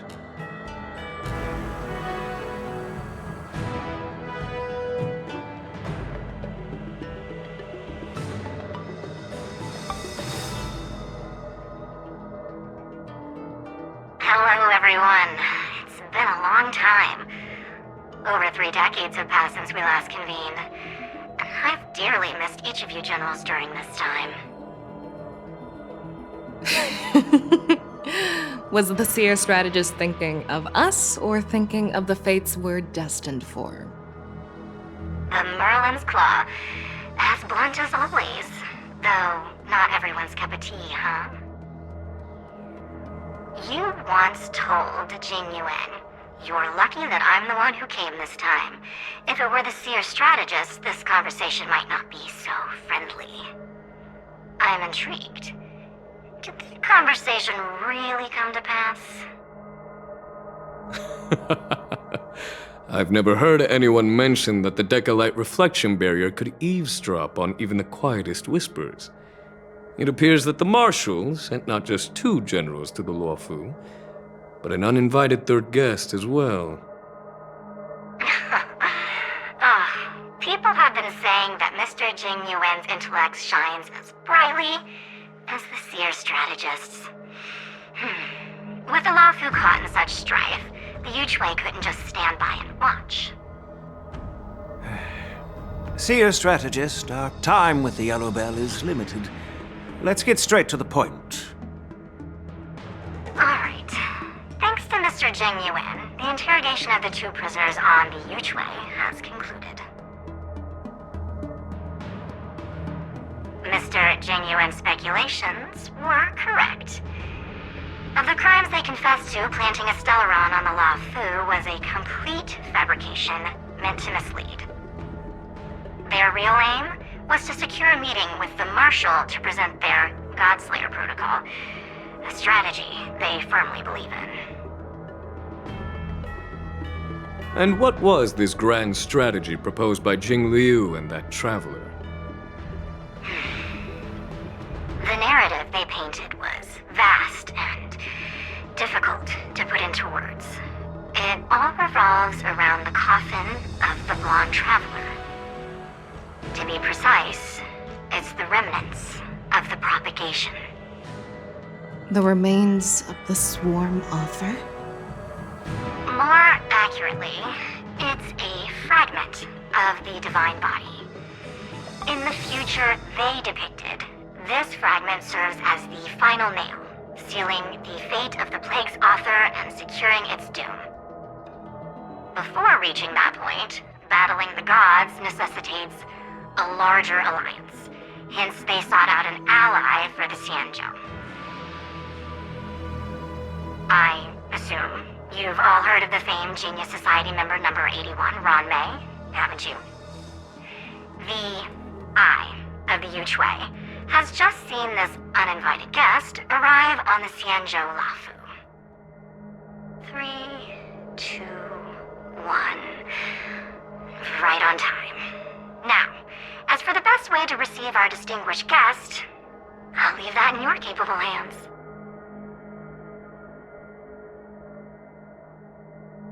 Do you remember your name? My name is Ting Yun. I serve as an ambassador of the Whistling Flames Merchant Guild on the Xianzhou Luofu.